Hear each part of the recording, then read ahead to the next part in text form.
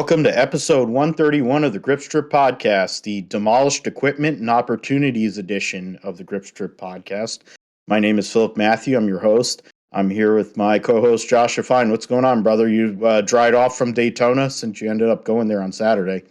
I mean, plenty dry by now, but yeah, I went to Daytona on Saturday. It was already raining when I left my house to go there, and I've been to Daytona in the past. Excuse me, in 2015, 2020 when it rained, and stayed long enough and saw some racing in both of those instances.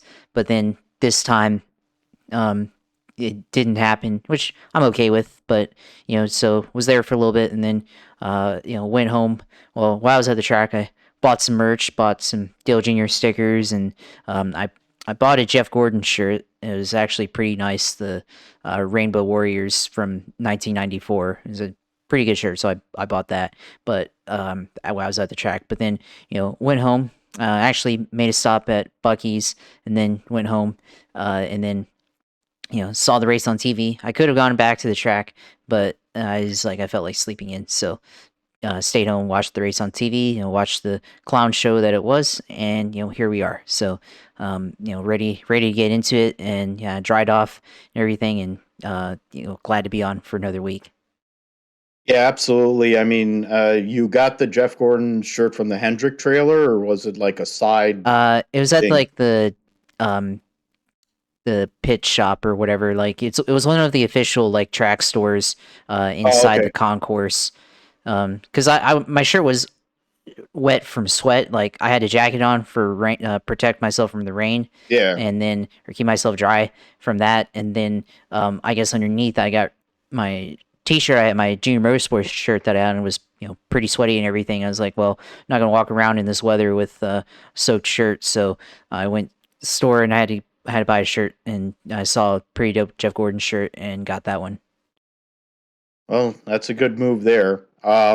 We definitely will talk about Daytona, and one of the reasons why we have our guest, our regular contributor in full Hendrick Motorsports look with his sun drop hat on and clean shaven.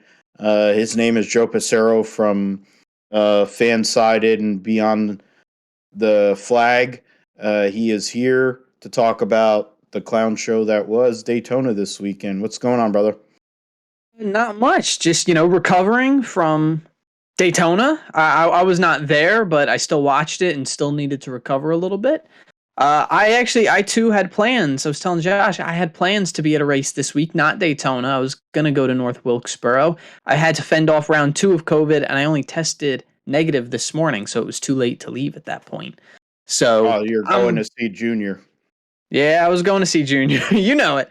But I'm glad to be here. There's a lot to talk about. A lot happened this week, news-wise, both on the track and off the track. We have the playoffs now, so it's going to be a really interesting 10 weeks. Yeah, absolutely. So, I mean, right now, as it stands, we're going to do this one as a NASCAR only show, unless somehow or another we like zip through all of these topics. I don't think that's possible considering so much happened here. But Bald Spot Dillon gets a victory. Looked like he was going to back into the victory after NASCAR's infinite wisdom allowed uh, 30 cars or 25 cars to drive into a 24-degree bank corner while it was raining, and 80% of the field was wrecked. We will talk about how all of that went on, but Dillon, they spent hours drying the track to bring it back, 21 laps. Dillon basically had to battle his teammate, Austin Cindric, who he moved out of the way since Austin Dillon thinks he's Dale Earnhardt, I guess. But he goes and wins, backs himself into the playoffs. On the last shot, Martin Truex Jr. falls 3 points short after 26 weeks out of the playoffs. So he will finish 17th in points. He could win the next 10 weeks. He could do what Tony Stewart did in 2006, win 3 races in the playoff. He's going to finish 17th in points. That's not the worst he's finished, of course. He's finished that bad before, and in his time back in the day before he became what he is, he became a Hall of Famer over the last few years. mainly with the help of Toyota and all that. But Martin Truex, he will be back next year, and he'll be motivated since he's going to be coming in as the guy who finished 17th in points, as Ryan Blaney, who got destroyed in one of the many wrecks that took place this weekend. His right front corner was towed all different ways. I don't think it was moving, but somehow or another, the Penske crew, his 12 crew, repaired it, got the thing functional, and after everything that happened, Ryan Blaney finished 15th and gained enough points to somehow or another get his way in. Now, the caveat to that is that team cannot win the Owners' Championship. So if by some chance Ryan Blaney can go and in 10 weeks from now win the Drivers' Championship, Penske will not win the Owners' Championship because Kurt Busch's car, the 45 2311 car, is still eligible to run for the Owners' Championship. So Ty Gibbs, who I assume is going to run out the rest of this season, and I guess means he will not be eligible for Rookie of the Year for whenever he decides to become a Cup driver, which might be next year for all I know, is running for the Owners' Championship. So that's an interesting piece to that. I mean, we see that in the Truck Series. Kind of are going to see that in the Xfinity Series. But it's going to be an interesting turnabout there in the Cup Series. We'll get into that. All that happened in the Coke Zero 400. Kyle Busch, he went and did a hit in the media center and said he had no news, but Eric Almirola is back for 2 more years and is going to have more races sponsored by Smithfield than he ever has before at Stewart-Haas Racing. So that's an interesting deal where he said he was going to retire and now he's going to be back for 2 more years. I brought up a point which we'll talk about in regards to what Kyle Busch is going to do or where he can go. So we'll discuss. Bird is out of the playoff for the Drivers' Championship. We're just hoping that he'll be able to come back. The longer this goes, it feels a lot like Josh and Joe's guy, Dale Jr. It feels like he's not going to drive anymore, at least not in a Cup car. There's plenty of other vehicles I think Kurt Busch can drive in, but I don't think he's going to be in a Cup car. The questions of the car itself and how rigid it is, they really have to start addressing it.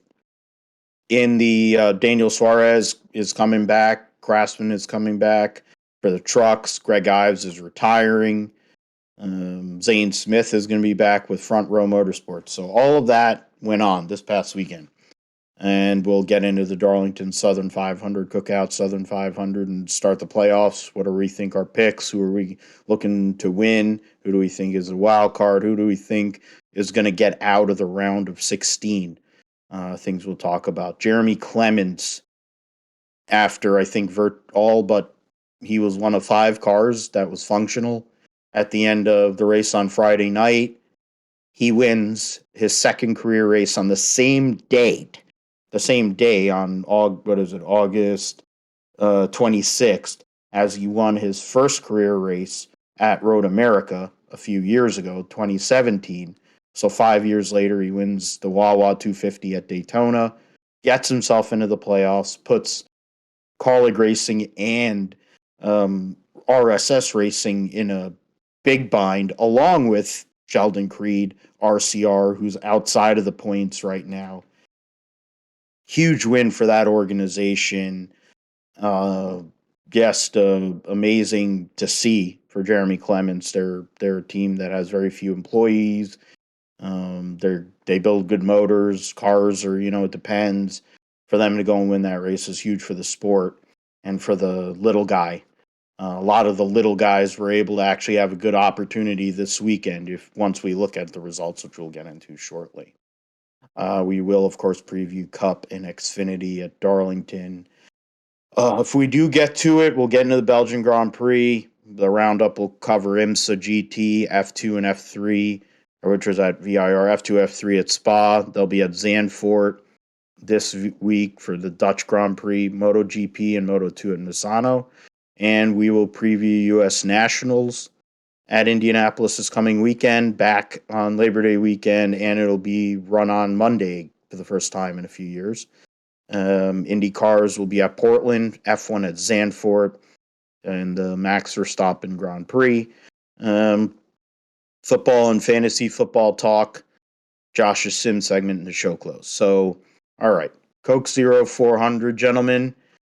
Saw the design. Okay, so we'll get into that in a second. But Coke Zero Sugar 400 saw Austin Dillon get his 4th career victory in the Cup Series. Essentially, the first time he might have earned a victory in about a decade. So credit to him on that. His wife was dancing around on pit road in between holding their kid. Austin had to make a uniform change. I'm working under the pretense that him and his wife were fucking each other, and he made a mess, and he needed to get out of it. Well, he just shit It's himself there too. Well, I mean, that everyone's making the shitting himself joke, and then getting the reference into Tony when he shit himself because he had the diarrhea at Watkins Glen. Boris said, going and saying, "Yeah, no, I don't want to go and sit in a seat full of diarrhea," even though he knew he would have won a cup race. But yeah, I honestly believe he was porking her, and he came all over the place, and he was sweaty. And he decided, oh, I'm just going to change my uniform. I want to make myself look even better, even though he's 4 foot tall and he has a Napoleon complex and he sucks. He goes and wins with help from his teammate Tyler Reddick. I was just hoping when I was listening to that on the radio, because I was out. It's my aunt's birthday a couple days ago, so happy birthday to her. And we went out to this Moroccan restaurant, and none of the food had any flavor. But I was thinking about the race. I was talking to Joe. I was trying to keep up with it on Twitter. I got in the car just right in time, got out of the garage, 2 laps to go. And I'm like, come on, Tyler Reddick, do the right thing. Hook Austin Dillon into the wall, and let's go and have another restart. Just really do the heel turn. I wanted Tyler Reddick to do the full Ric Flair. He didn't, because he, at least for now, is going to be at RCR next year. Cindric was going for the double at Daytona. He's had a good recent stretch. He's done a really good job. He has locked up Rookie of the Year. More or less, because he's in the playoff. I mean, he did lock up Rookie of the Year when he won the 500, but he definitely is locked up Rookie of the Year now. He had a chance to win that race, but unfortunately got moved by Dillon. Landon Castle gets his best career finish in the Cup Series with a 4th place finish. Noah Gagson finished 5th. The Tate Fogelman algorithm pick. At that point, and once we got to a few laps ago, I'm like, come on, just let it happen now. Yeah, I was pulling for it, man. I was like, you know what? Let's just have it happen, because he's sitting there. He thinks he's Tim Richmond. He's trying to really think that he's something that he really isn't, which is an actually good race car driver. So it's like, fine, just let the Beard Motorsports team win. Uncle Brenny had a chance. He went and ended up on his lid at Talladega the one time he really had a chance.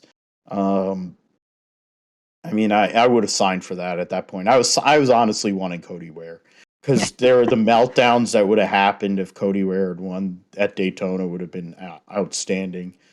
And I was having that debate with Joe. I'm like, I'm going to buy like Rick Ware Racing merch because it's like Ryan Eversley, but it's like, but Joe's like, it's still Rick Ware Racing merch, but it's like, it's Nerdec ODT, but it's an Acura, but I like Acura, and I'm a fan of Ryan Eversley, so it's like, it's Ryan Eversley merch, even though it's still Rick Ware Racing merch. It's whatever. I kind of wanted that to happen. I was trying to have it happen. It didn't.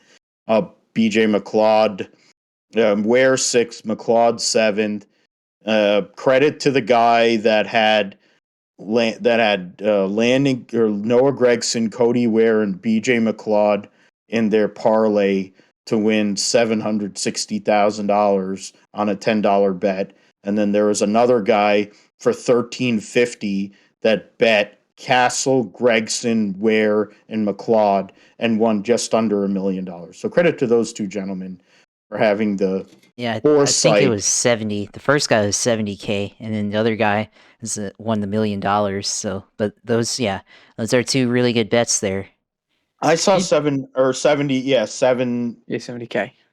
It was 70K, 70,600, whatever. And then That's my fault, but whatever. It's still a lot of That's money. a lot of It's money enough money that regardless. it would have made my life a whole lot better if I had the foresight to figure that NASCAR was going to let them run in the rain on an oval. Martin Truex Jr. 8th, David Reagan 9th, and Kyle Busch, winner of the second stage, finished 10th. Bubba Wallace was 11th. There were only 10 cars on the lead lap. There was 11 cars within one lap. And then after that, it's just basically a disaster. Blaney, as I mentioned, finished 15th. So a lot to get into. Larson started on pole. He did start on pole in the 500 as well this year. So he swept the poles, a Hendrick kind of tradition, going and winning poles at Daytona. But engine problems for Kyle Larson, not good considering the momentum. Lost a lot of points opportunities. He was probably going to be second in points if he had uh, essentially ran the race by only making it, what is it here, 14 laps. He really had no chance and lost out on an opportunity to gain points on Clyde. Clyde was up there and he got knocked out. He ended up leading the most laps, Clyde, and got a second in stage one. And but lost out. I mean, he was going to win the regular season anyway. We already knew that. He's going to have 40 playoff points, which is what he's got. And he's got a 15-point lead now leading into the playoffs over Joey Logano, 20 on Chastain, 21 on Larson. And something we'll get into in a little bit is after Larson, how intriguing the points battle really is. But Josh, I'll throw to you first, man. A lot happened yesterday, a lot of wrecks. Brad Keselowski and Christopher Bell early. They were taken out there amongst, it was Kevin Harvick, Keselowski, Hamlin, Blaney. That was the Blaney wreck. Eric Jones was up front. He got moved off the 11 car and destroyed a lot of crap 30 something laps into the race. Then after that, it was pretty tame until the end of stage two. Then after stage two ended, they started yard sailing cars, which included Martin Truex Jr. and Ross Chastain, Corey LaJoie, who looked like somebody who could have won, which would have also been hilarious after he gets eliminated from actually being able to make it in. He had a good car, but that's not shocking. That's what Spire does. They really only run well at about 3 or 4 racetracks a year. But yeah, the two guys that were battling for one spot, it became really interesting after that wreck. And Blaney somehow or another makes it through. Austin Dillon backs into the playoffs, gives two drivers from RCR into the playoff. A lot went on yesterday at Daytona for sure in the Coke Zero 400, Josh. Yeah, a lot went on for sure. I mean, a lot of aggressive driving, especially when the rain was coming. The second half of the race, a lot of aggressive racing through the field. One of those wrecks, Chase Briscoe made a move to basically take the lead, and then got high, and then Alex Bowman got in the back of him. Got sent by Alex Bowman. Yep. Yeah, that was lovely. And Alex, and I'm sorry, before you go for it, I'll just say this. He went and basically said, "Oh, it wasn't Alex Bowman's fault," and all that, and whatever. That's fine. But you're literally the worst driver in the playoff. And you're going for a win, and Alex Bowman's probably second or third on that list.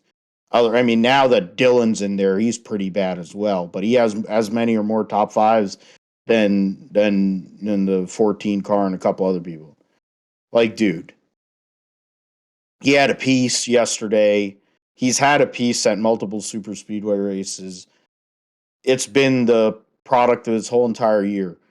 Having pace at times and not being able to pay it off and having bullshit happen all the time. It's why you're on the bump. Oh God, I was in it. I was not very happy. I was doing the F1 Grid Talk podcast when I saw Briscoe take the lead, and then getting sent off the front end of frickin' Alex Bowman. And I wanted to throw something through my TV, but I couldn't because I was live on a frickin' show. Oh man, that would be some content there throwing, destroying the TV there. No, but I mean, the reason I brought that up is because that was the pass leading up to that is pretty aggressive. Going up there and trying to be the first one in line on the high side there. But that was an example of aggressive racing. You had leading up to the rain, Denny Hamlin was trying to fight for the lead right there against Daniel Suarez. Just a lot of aggressive bump drafting through the corners. Some drivers couldn't take it through the corner, and they could only be bump drafted on the straights. But a lot of furious racing, of course, between drivers trying to make it in playoffs. Truex, Ryan Blaney, until he got crashed, trying to be able to make it survive the race so they can stay in the playoffs and not get eliminated. But I think the main topic of discussion is the big crash on lap 139 with 21 laps to go in this race, and the rain causing the wreck. There's a lot of debate online where when the rain exactly did it occur, and I know you guys think it was at least a lap before, and I would have to say it probably started at least when they were on the backstretch of the previous lap, because there's fan videos there, at least one where one of the fans said it's raining right now on the front stretch, and they're going around, and I mean you can kind of see on the camera like as they get close to turn like from turn 4 the previous lap going to turn 1 when they crashed, rain starts to pick up as they get closer to turn 1. So there was already rain, and that was from Justin Haley's on board there. So there's already rain starting to happen, and I guess the conclusion from that is NASCAR has got to do a better job of when to throw the caution for rain, because sometimes you can drive through the mist as they did earlier in the race. At the very beginning you could see mist starting to form up, but right before in this instance and the big one, you could start to see it pick up right as they got into turn 1. So it's a very fine line, and it's very hard to determine exactly that, but they I guess incompetence there leads to a situation where certain drivers get eliminated from the playoffs, and then you have a driver not really deserving of a playoff spot in the first place suddenly in contention to win one. And I mean, I'd say it if it was Bubba Wallace too, if he had managed to get through that. I mean, yeah, it would have been a lot cooler than Austin Dillon, but still the same thing applies. Guy, in the bottom half of this, not the bottom half of the standings, but in the bottom half of the top 20, getting in versus Ryan Blaney or Martin Truex, being able to get in. They really deserve to get in playoffs versus those two? It's a big question there. So yeah, the wreck was egregious, I guess, on NASCAR's end, managing the race and stuff. So NASCAR, they got to do a better job of that. And then of course, with the rain, of course, we talked about all year the cars crashing harder than what they have in the past, or at least feeling harder than what they had in the past. And I mean, you saw a good example there, especially with Ricky Stenhouse basically getting on top of another car in the middle of turn 1 since everybody lost traction. Richard. Yep, that's right.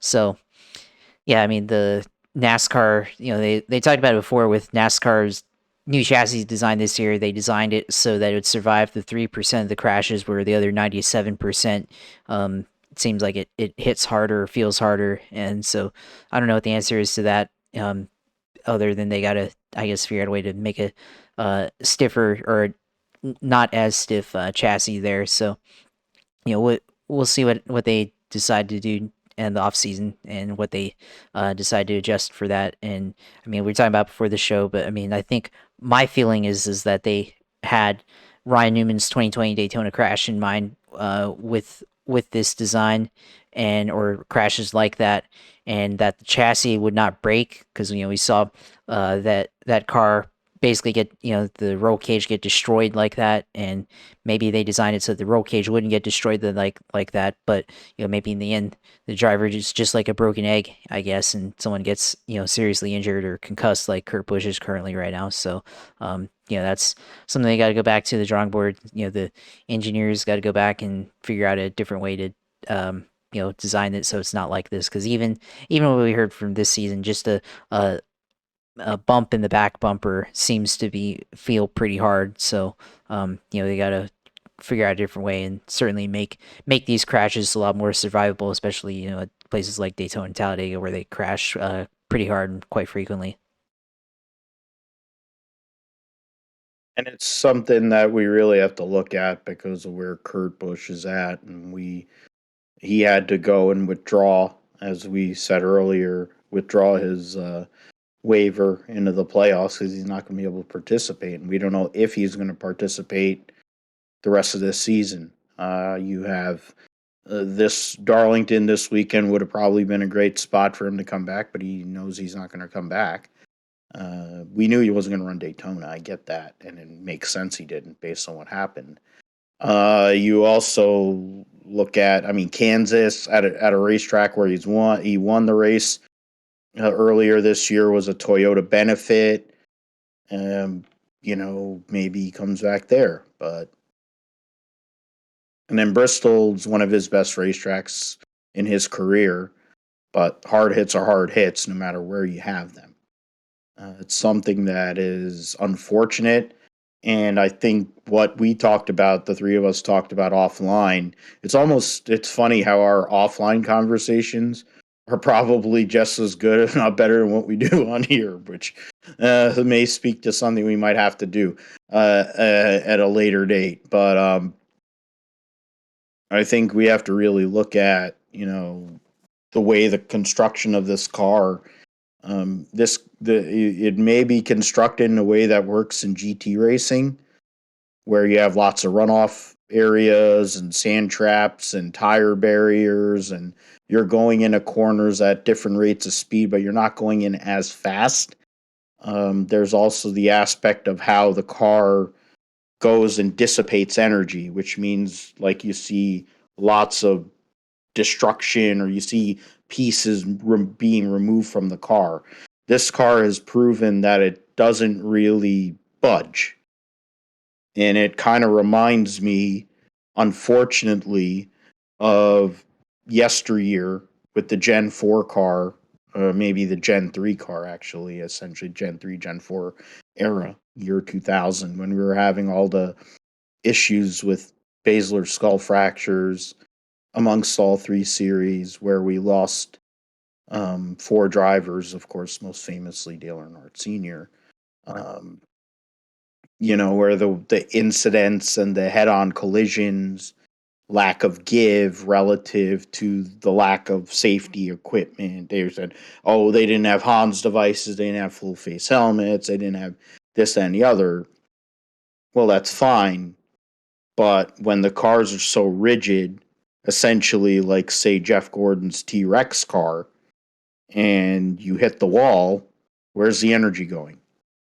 You'd always remember the days of when the gas tanks would go and catch on fire when you go and slam the wall.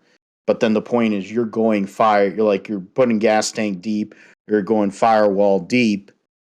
The energy, things are going to fall off the car. When Elliott Sadler went and hit the wall, hit the dirt embankment at Pocono, and his whole motor got ripped out of the car in the Gen 5 car, and the whole thing was destroyed. He was knocked out of breath. He had to go and get out, but he got out on his own power, and he raced next week. Kurt Busch hit, it wasn't the hardest hit. Everyone's like, it wasn't that hard of a hit. But the point is, he didn't walk out of that car essentially feeling all that great. He didn't look like he was his usual self. And that was in the middle of July, and we're at the end of August when we're doing the show, and he still hasn't gotten back in a race car. So what the hell is NASCAR doing? What are you going to do? You want a GT car on an oval that doesn't work. The point is, the Gen 5 and Gen 6 cars missed in many areas But one thing that I can say for sure that Gen 5 and Gen 6 cars was good at is safety in regards to keeping the drivers here. There's enough incidents that took place that in previous years would have meant death. In those cases, we still have those drivers here.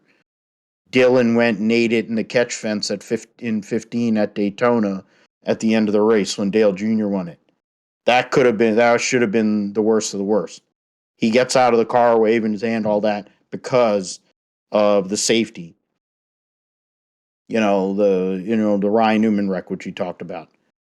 In this car, maybe it would have been a little bit more safe, but who knows?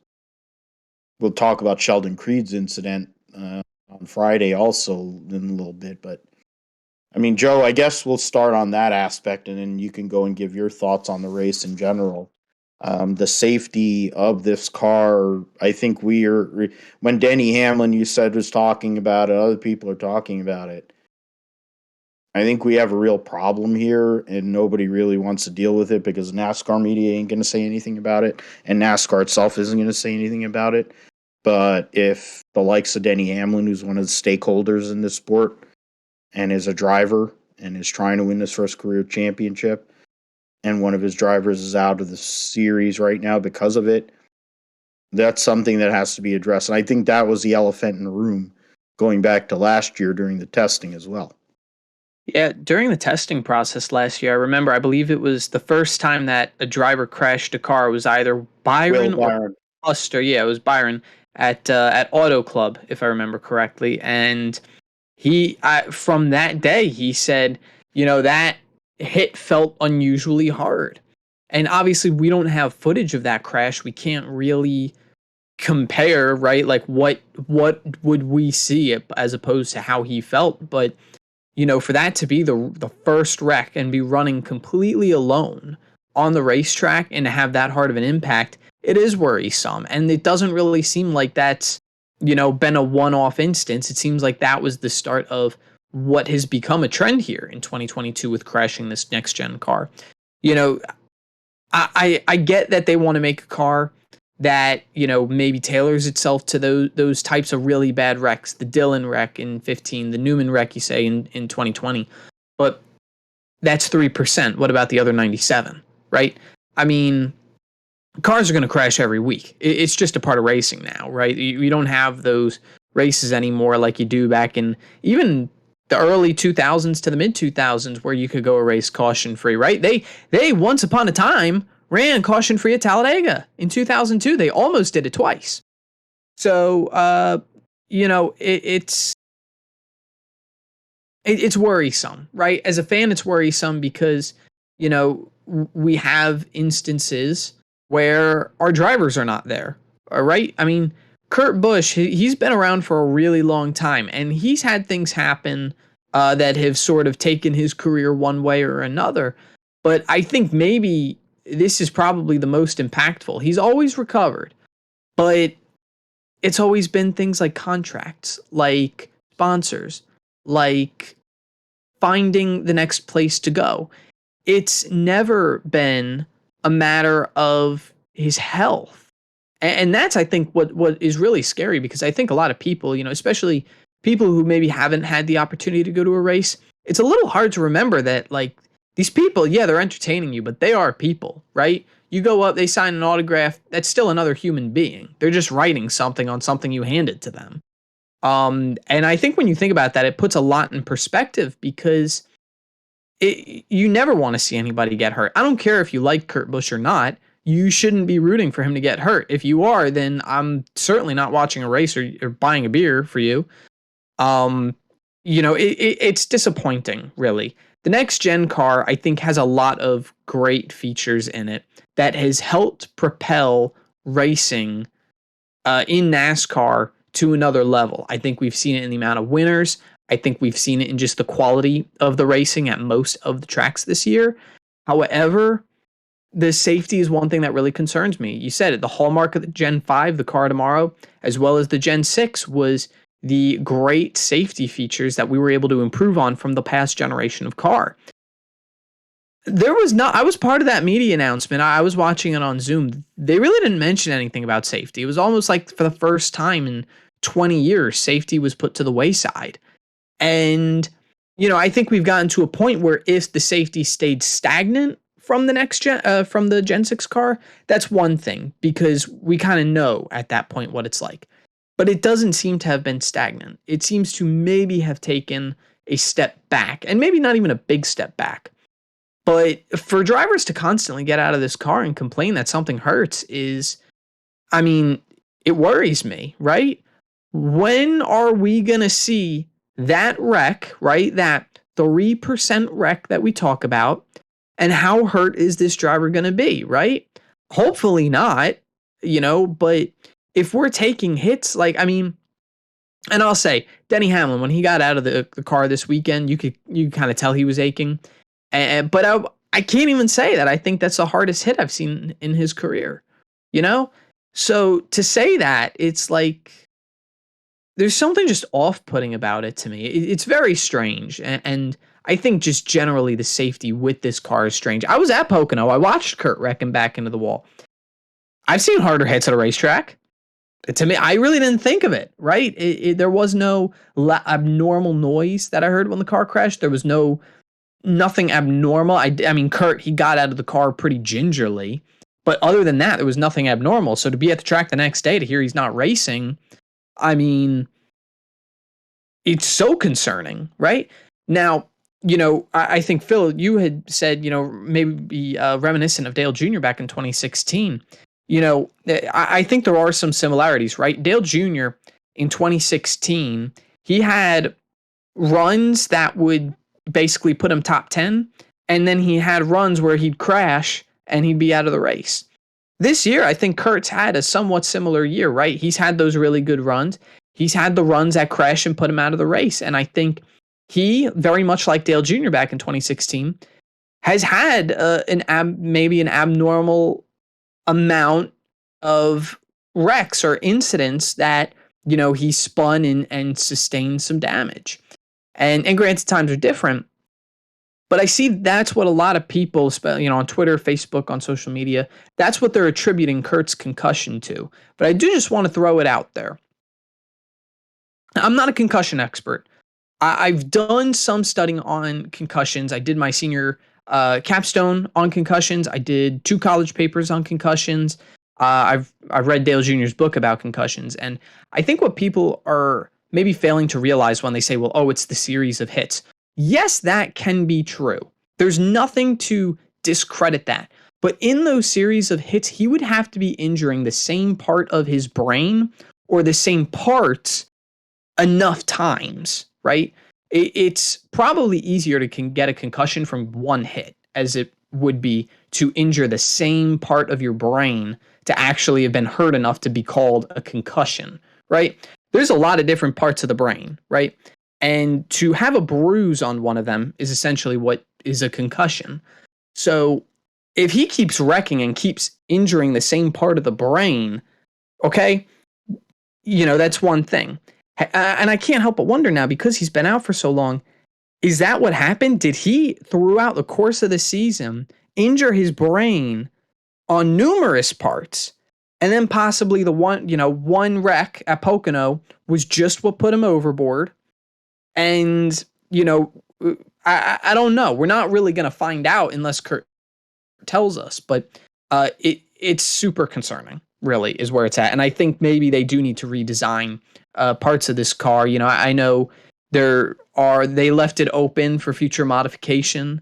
I don't know how much they did that with the Dallara chassis that they're working with now.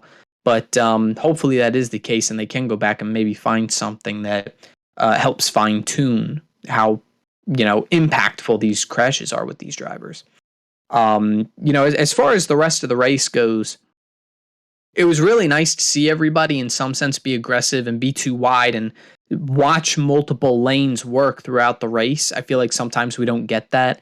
And I always worry about the Daytona race in July in particular, because if it has to run during the day, it's really hot and slimy, and it just naturally lends itself to more crashes, regardless of whether or not the drivers are being aggressive.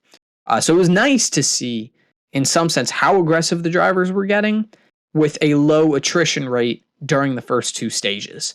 I liked seeing all the drivers really get after it. I had made this very long tweet thread earlier in the week about how I thought this group of drivers should be really aggressive. This group of drivers probably going to conserve their car. I feel like everybody was really on the more aggressive side. And, I think really the biggest thing that was interesting to watch was after Blaney crashed at the end of the first stage, because now it throws in a totally new element. And it probably looked like for most of the race, Truex was going to be able to make up that 25, 26 point gap that he entered with. Obviously, things changed. Truex had his incident that ripped off a fender. And then we had the rain. Right now, as far as the rain goes, this is the second instance in the last 2 years where NASCAR has failed to throw a yellow flag for rain, right? Happened at Loudon last year. Kyle Busch, Truex, and I believe there was one other car, maybe Hamlin, and Bowman, who all kind of slid up the track, and obviously the 19 and the 18 hit pretty hard. I believe it ended 2 of their days, and then the 48 and the 11 made their contact. But this is the second time, and it's a lot worse this time because they did it at a track that they're going to run twice as fast through most of the track. Probably the average speed has got to be at least twice as fast at Daytona than it is at Loudon. So, it's concerning. I feel like Loudon, it was, it didn't really look like it was raining so much. You couldn't really see it on the cameras until after they had crashed.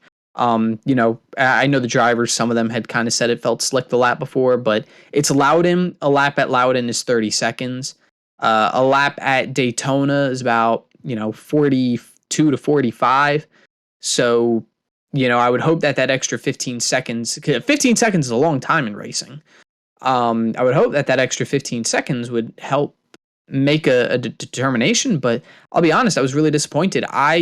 From watching at home, saw rain on certain camera angles about a lap before they had that accident. Like Josh said, there were videos from fans who were there and who were recording, and it was about 30 seconds before they actually crashed that fans recognized that it was raining on the front stretch. I just don't really understand what happened on NASCAR's part. I don't know if, the spotters that are placed at the four corners were just barely removed from the rain and it was just too late. I don't know if, there's no real way of telling, right? But the bottom line is that this is the second instance in a little over a calendar year, right, that we've had this, and it has taken cars out of the race, right? It was one thing at Loudon. I know Kyle was mad, but it was only a few cars, right? For the most part, people got away pretty good. They wrecked everyone this weekend except for the 3 and the 2. Only 2 cars that were in that large pack that really didn't get involved with anything.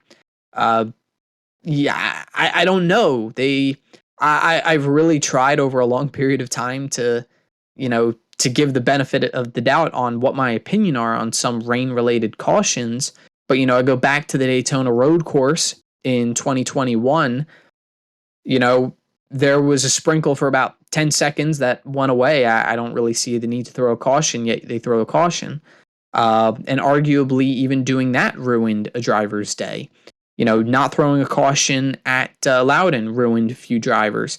They yard sailed it. That was, maybe the largest one I've seen in quite a few years. So, grateful everybody was able to walk away from that crash. I hate that Hamlin, felt the impact of it. I'd like to know how Suarez is doing because he hit a massive, he just went straight up into the wall. That scared me because to me, that looked a lot like Dale Earnhardt when he passed. That looked very freakishly similar where he turned down the racetrack and then this violent turn back up. And that one scared me a lot. So,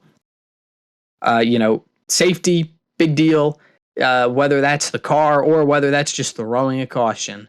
Hopefully there's something that NASCAR can learn from this instance and, Hopefully, maybe they decide in the future that they get a little bit more aggressive about throwing a caution, right? I mean, you had to anticipate they were going to crash one way or another. Rain was not exactly what I had in mind, but um, that was the caution that allowed Austin Dillon to really take control of the race. He did lose the lead to Cindric, and Cindric had the opportunity to really cement his name in a really historic record book of just a few drivers, right? I think Jimmy Johnson was the last to sweep Daytona in 13, and before him, I believe it was one of the Bakers. I think it was maybe Buddy Baker in 82 or Buck Baker in 82.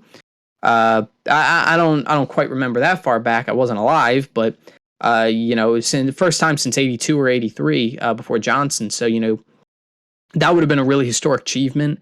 I don't know that Dillon really meant to hit him hard, that hard at least. But I also can't blame him. The winning you're in system demands a win. He needed a win. He found a way to get one. Reddick. I think Reddick probably had the best car at the end of the race, despite having some damage. But he decided that he wanted to smooth things over with Richard Childress and did the right thing to keep his career intact for the next year and change. Making that move probably helped a lot of people at RCR. So, really interesting end to the race. I actually kind of hoped that they were just going to call it because I didn't really care to see, a line of 5 or 6 cars drive in a line for 20 laps. I'll be honest, the end of the race was better than what I thought it was going to be. But all the less, it was just a very strange weekend more than anything, I think. And, I think certain calls and certain things happening at certain times probably affected Truex being out of the playoffs. Inevitably, one way or another, they did. So there's a lot of people in New Jersey right now, in my area, who watch racing, who are probably upset. But that's the way it goes. I know there's a lot of heat right now on NASCAR from the fans. I get it, right? If you look at it, right, Truex really hasn't been behind 8th in points at any point this year. Climbed as high as 2nd in points at one point during the race. If they had ended the race with 20 to go, he would have finished the regular season 2nd and would have advanced over Blaney. But, you really... At the same time, I have this argument inside of myself. It's like, well, he didn't win, right? That's the game. Winning, you're in, and he didn't do it. So, he's SOL. So, to all the fans who are out there, I think they definitely have the right idea of don't hate the player, hate the game, because I haven't seen Truex get any hate. But I think fans need to really start becoming a lot more vocal in a serious manner when they go to air their frustration on socials. About what they want to see in the playoffs, right? Because we have to keep in mind this playoff system that NASCAR invented, this was the year they wanted to see, right? We got the 16 winners. We got plenty of drama, plenty of stuff to talk about. And now we're going to go into the playoffs and there really is no championship favorite. Yeah, I think that's something that seeing somebody who is good enough points wise, I mean, now that with the reset, I can't go and quantify it. I wish I could go and quantify it based on that. I have to go and find somewhere where they show the regular points, but it's a good thing that you brought up there, Joe. I got and the regular Josh. points if you'd like. Okay. Yeah, so, I mean, you brought up the fact that Truex was 2nd at a point yesterday during the race. The fact that for a while, I think, until recently, both Blaney and Truex were 2nd and 4th in points. I think they entered yesterday's race 3rd and 6th in regular points. And it goes into a... Go ahead. Yeah, they were 3rd and 6th. With the official results, they ended 3rd and 4th. Truex was 3 back, 798 to Blaney's 801. And then comparatively speaking to... I did the math wrong there, but he was 141 back of the leader, and then you take Austin Dillon after winning the race was 374 back of the leader. So that's more than double. That's a considerable gap. So I understand totally where fans are coming from, where it's like, they yeah, I mean, Truex really should be in if you ask me. I know, I know exactly what I just said. Don't hate the player, hate the game. Yeah. I think there is an adjustment that needs to be made. That's probably for a different time and a different show because we are heading into the playoffs. But Yeah.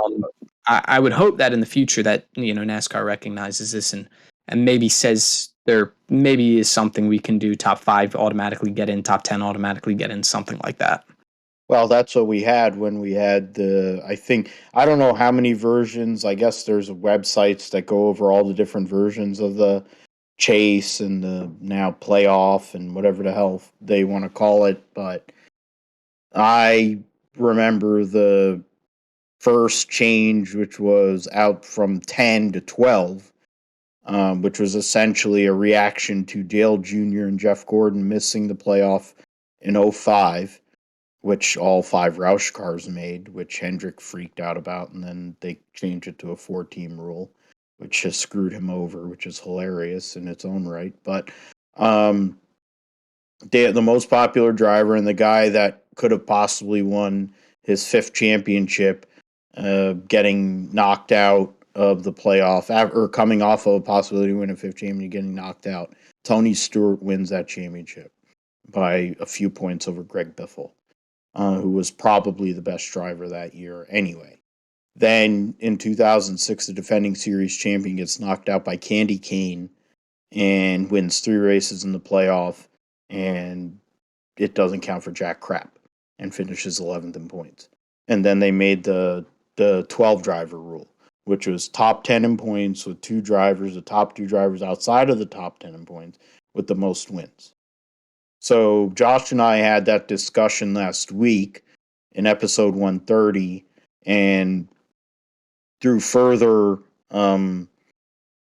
science in my own mind, the 12 driver rule, personally, there should be 12 drivers, which would knock out Chase Briscoe. And I keep on saying this.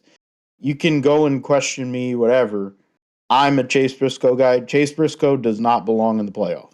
And I'm saying this as a Chase Briscoe fan, knowing that Tony Stewart said the same exact thing. We're just wasting a spot. Briscoe could go off right now, put me in a Bolivian, and go and have the best 10 races of his freaking life. If he does that, God bless him. There's signs that it exists, but it has not been good enough to where, I mean, he has less top 5s than fucking bald spot Dillon. That's pathetic. Because Austin Dillon's completely irrelevant in most cases. I mean, Dillon has 4 more top 10s.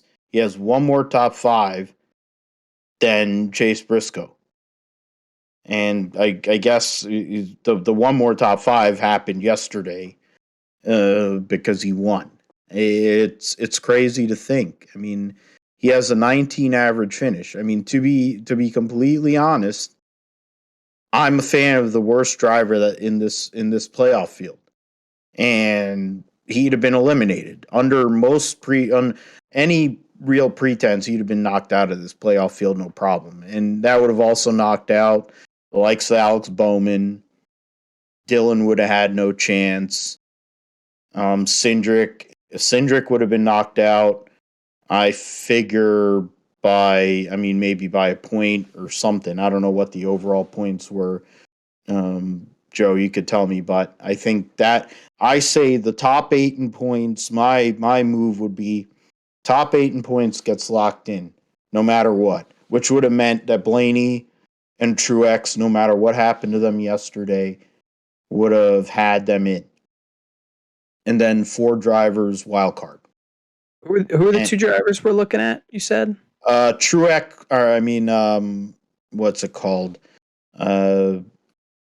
Cindric and Suarez. Cindric and Suarez.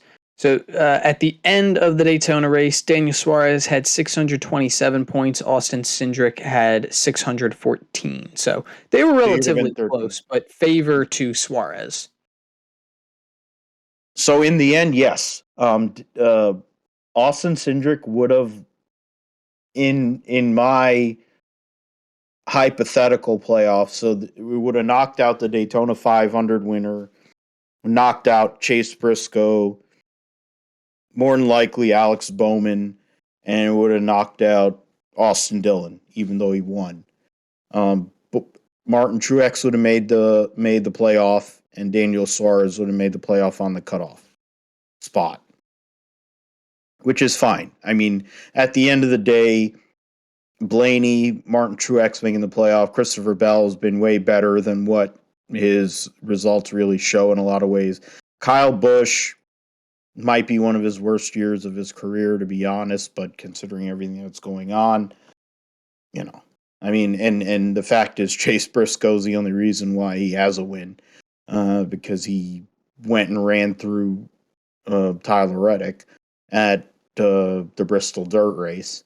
And to be completely fair, Chase Briscoe should have won at least another race Coke this year. 600. He should have fucking won the Coca-Cola 600, but he's too nice, and he wrecked himself off of Kyle Larson instead of running through Kyle Larson. Then he's going, oh, you know, Alex Bowman didn't run through me. I made a block, and it didn't work out well. Now, I'm starting to deal with it. Like, I'm going through the stages of grief, and I'm starting to realize that I'm a fan of a guy that's too nice. That is not going to be able to do the job. And now I'm sitting there and I'm like, I'm going to root for a guy that runs 20th every week. I mean, which means I'm not going to root for him. I'm going to be a fan of him as a person. And he's a great guy, but dude, I can't do it. I can't do it. I'm sorry. It's like me trying to watch Formula One. The only reason I watch Formula One now, I'm probably going to be watching Formula One for the next 4 years, is because I have to do a side podcast. Otherwise, I don't want to watch it. I don't give a fuck. My driver's not in contention. I don't want to watch it. I'm a grown man. I don't. It's like it's not worth it to me. I'm not going to wake up at 8:00 in the morning to watch my guy finish fourth. I don't give a fuck. I'll go and do something else. I'll go and work out, go and get breakfast, do something else. You know, go and smell the roses and all that shit. I'd rather do that than watch Fish Lips win. It's the same way as I don't want to watch fucking Kyle Larson win or Kyle Busch or whoever, some other dick dillweed like, you know, Chase Elliott. Like, I don't care. I don't want to watch that. I don't want to watch my driver be irrelevant. I had to watch Tony Stewart be irrelevant for the last, 5 years of his career. 4 years of his career. 4.5. And Ernie be irrelevant for the last, I don't know, I guess 2.5 years of his career. I'm not good for that. I don't care anymore. I don't love this. I don't care for NASCAR, WWE bullshit to do that. And so all of that rounded out, I'm calling for 12 drivers, top 8 get locked in with 4 wild cards. That would have been a more intriguing battle, because that would have been like, oh, if somebody who has 1 win gets 2 wins, they'll jump Daniel Suarez. And even with Austin Dillon doing what he did yesterday, whatever. God bless you. You still got fucked. Your show sucks. Your wife was dancing around like a whore. Her BFF, who's way better looking than her. And there was a thing because what's his name? One of the other media guys was posting the video of the Open for NASCAR and NBC with Blake Shelton bringing back the sunshine. That was Phil, Aaron right? Bearden. Phil Phil Spain. Spain, and then our former, somebody who's been on this show, but Aaron Bearden too, linked to that. And I'm like, the only reason I downloaded that song is because that was the Open for NASCAR on NBC. And it's not, Metallica, their original Open back in 2001, but I love that song, and I'm like, because I'm like, it reminds me of that video and all the idiot shit that went on, Junebug getting into whatever, and that was why I like that song. And I think I'm a fan of Blake Shelton mainly because of the voice, because I like the voice, but it was like a reminder of all those great songs, those intro songs, and I'm like, why can't there be the ESPN Speed World theme from like the moment that they started in 1981 till their like end, and I would download that and I would just have it. It would be in like a loop, continuous loop, and I might end up getting stopped on the highway because I hear ESPN Speed World theme, and then add like Dave McClellan from the NHRA. Oh, we have cars going 300 miles an hour, nitro cars going 300 miles an hour, like I can't do it right now, but it's like he does the intros into the NHRA thing with the ESPN Speed World theme. That like yeah, I could listen to that all day. But Hey, yeah, Phil, just I'm going to interject myself here because I was actually curious about the math behind what you were saying. If you did 8 drivers get locked in, then you've got the top 8. That's Elliott, Logano, Blaney, Truex, Larson, Chastain, Bell, Kyle Busch. Your 4 wild cards would actually be Kevin Harvick, William Byron, Tyler Reddick, and Denny Hamlin. Bowman would be the first driver out on points, then Suarez, Cindric, Jones, Briscoe, Almirola, Dillon. Yeah, see, that's reasonable. yeah, That's a legitimate I like that playoff. playoff field. I feel. I mean, look, the 4 drivers who are outside of the top 8 in points, they all have 2 wins. To me, if you win twice, I mean, I don't really think you can win twice in a season with both of them being a sham, unless you were yeah, the luckiest person on earth. Then you need to go play the yeah. lottery. But I like that playoff field. I think that's a fairly good playoff field to represent the 2022 season. And considering what we're gonna deal with here with this 10 race field, uh, there you could say there will be a good champion that comes out of that 12. And to be completely honest, I think one of those 12 based on that breakdown is going to be there. That's not a big branch to be climbing on, to be fair, and I need a big branch because I'm getting fatter, but the fact is um that is a legitimate field. All those guys have 2 wins. It puts the emphasis on the 1 win drivers to actually have to go and say, hey, oh shit, I have to win at Daytona. I have to hope for a miracle and I don't get wrecked and all this other stuff. So you're essentially putting all those guys in. Alex Bowman sucked for most of this year. That's why there's talk that he's going to get replaced. I love Daniel Suarez. He's a great guy, great person, minus who he dates.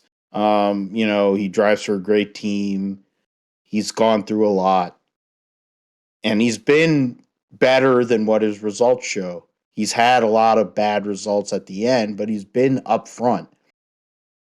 But unlike his teammate, who has been able to pay it off and wreck people week after week, like Ernie Irvin used to do, and Dale Earnhardt and all that, Suarez hasn't been able to pay it off. So you said it was Bowman, Suarez, Cindric, and Briscoe that would have been knocked out based on that format. Uh, Bowman, And Jones, Suarez, Cindric, Jones, although he didn't win, yeah, Briscoe, Almirola, Dillon, although he didn't win either. Um, yeah, those would have been your guys yeah. eliminated. And then Dillon would have been eliminated, which is whatever. Who cares? At that Right. point, it would have been it's a win. You get in the All-Star race, wherever the hell that's going to be, and whatever the hell that format's going to be. So you get the benefit of being in the All-Star race. Everybody's in the clash at the Coliseum, so that's okay. But you're not going to make the playoffs. There has to be more. It's like, oh, you win a race and you're in, and it's like, okay, but you can backdoor win and get into the playoffs. That does it's like, and I'm gonna go and basically cancel myself because I'm happy that Jeremy Clements won. But then it's the Xfinity series. Everybody and their mother knows that Jeremy Clements needs money and will transition. This is the way we'll transition into it. A team, 5 drivers or 5 people that are involved, including Jeremy and his dad that are on that team, whatever. They got volunteer pit crew members and the whole bit. Goes and wins an Xfinity race at Daytona. Granted, they destroyed 88% of the field, or more, 92% of the field. I can't do the math off the top of my head. I will in a second, but I mean, the story is what it's about. Like, you can go and actually make this look good for NASCAR in that Jeremy Clements, he 5 years after his first win, gets his second win at Daytona. The fact is, it's never going to get any better for him and his dad and his family and his wife, who was about to pass out, it looked like, on pit road because she couldn't believe that her husband just went and won that Daytona. I mean, that after everything we had to go through to get to that finish was worth it, Joe. And he's in the playoff. He's going to get eliminated in the first round, and that's fine. I mean, I actually wanted to bring up the other thing. You were bringing up Buddy Baker. You were mixing it up because he drove for Dyegard in a 28 car. It was Bobby Allison in '82 with the right. in '82 with the bumper issue that Gary Nelson set up on that car, and the bumper fell off in the '82 Daytona 500, and he won that race, and then he won the Coke Zero 400. Back then, definitely wasn't a Coke Zero 400. We know that. Firecracker 400. Firecracker 400. But I was gonna say Baker doesn't sound right. Baker would. I think I was 2 years off because I think Baker Baker won the race 28 in '80. 80. Yeah. He set the record that I think only recently got broken. Fastest Daytona 500 ever. I think it was broken, or I'm mixing it up with the Indianapolis 500, because Indianapolis 500 was set by Harry Lunatic in '90, and I think Tony Kanaan, when he won in 2013, broke it. I think that's what it was. But Bobby Allison in '82 and won. Jim Johnson in 2013 won both of those races. That was the last person to sweep the races at Daytona. But in regards to the Xfinity series, it kind of flips things on its lid, man. You have a guy that was not going to make the playoff under any circumstance unless he wins, and this is essentially the last place that he could win to get in. Big victory for Jeremy Clements. Puts himself in a place where he has a point. He has points on Herbst, Mayer, Hemrick, and Castle, Eeg, and Freed, who essentially are the 6 drivers that he's battling at this point. Bruckshot Jones as well is a point ahead of him, and he sucks. But he goes and wins this race over Timmy Hill. God bless him. Boot Scoot Boogie. They didn't make his diecast from when he won on iRacing. Gets a second place finish with Hendrick equipment. AJ Allmendinger gets a third place finish, so still looking for that first super speedway race. He was not happy at the end of that when he got out and was interviewed. He hates that place. Well, I mean, he hates super speedway racing in general, even though the irony is in his Cup career, he's had some of his better finish. He's had some of his best finishes on super speedways, but he hates it, which I get when you are a road racer. Brandon Brown crying, emotional, wanted to win, needed a win to basically keep his career going. Finished 4th. Sage Karam gets a top 5 finish with his whole splitter making a smiley face. The Alpha Prime team. Ryan Vargas, Chicken Nuggets, Chicken Nuggy Boy, getting replaced on road courses on the regular, gets a 6th place finish. Keebler Gibbs 7th, Alex LeBay 8th, JJ Yaley. So 2 drivers in the top 10 for Carl Long. Kyle Sieg rounds out the top 10. There were 15 cars on the lead lap, including Jesse Iwuji. Somehow or another, Jesse Iwuji got 11th place finish. So hell can freeze over. The guy can actually finish somewhere near the front in a NASCAR race, even though he has no ability whatsoever. Yeah, so I mean, you had Allgaier in that, Austin Hill, who had a front end issue, destroyed front end from one of the many wrecks that took place, was trying to win that race and get another super. That would have been the third super speedway win of the year if he had done that.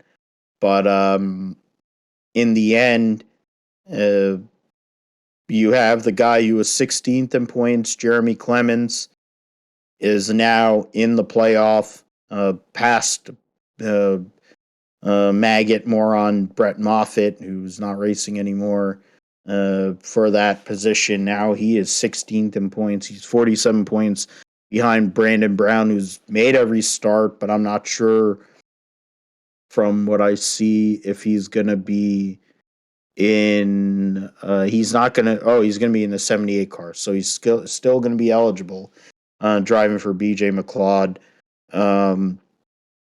But the 78 car I think has issues points wise. But Joe, to you, crazy night on Friday night, rain issues, went late, but Jeremy Clements going and winning this race is a good one for the little guy getting that victory on Friday night. Yeah, and really the Daytona race I feel like was good for the little guys. Pretty in Cup there were a handful of drivers top 10 who the little teams that got, and I think likewise in Xfinity a handful of teams that you wouldn't normally see run near the front, finish up front. Probably picked up a lot of valuable R&D dollars this week. I say that I think it somewhat sounds like a joke. I'm not kidding.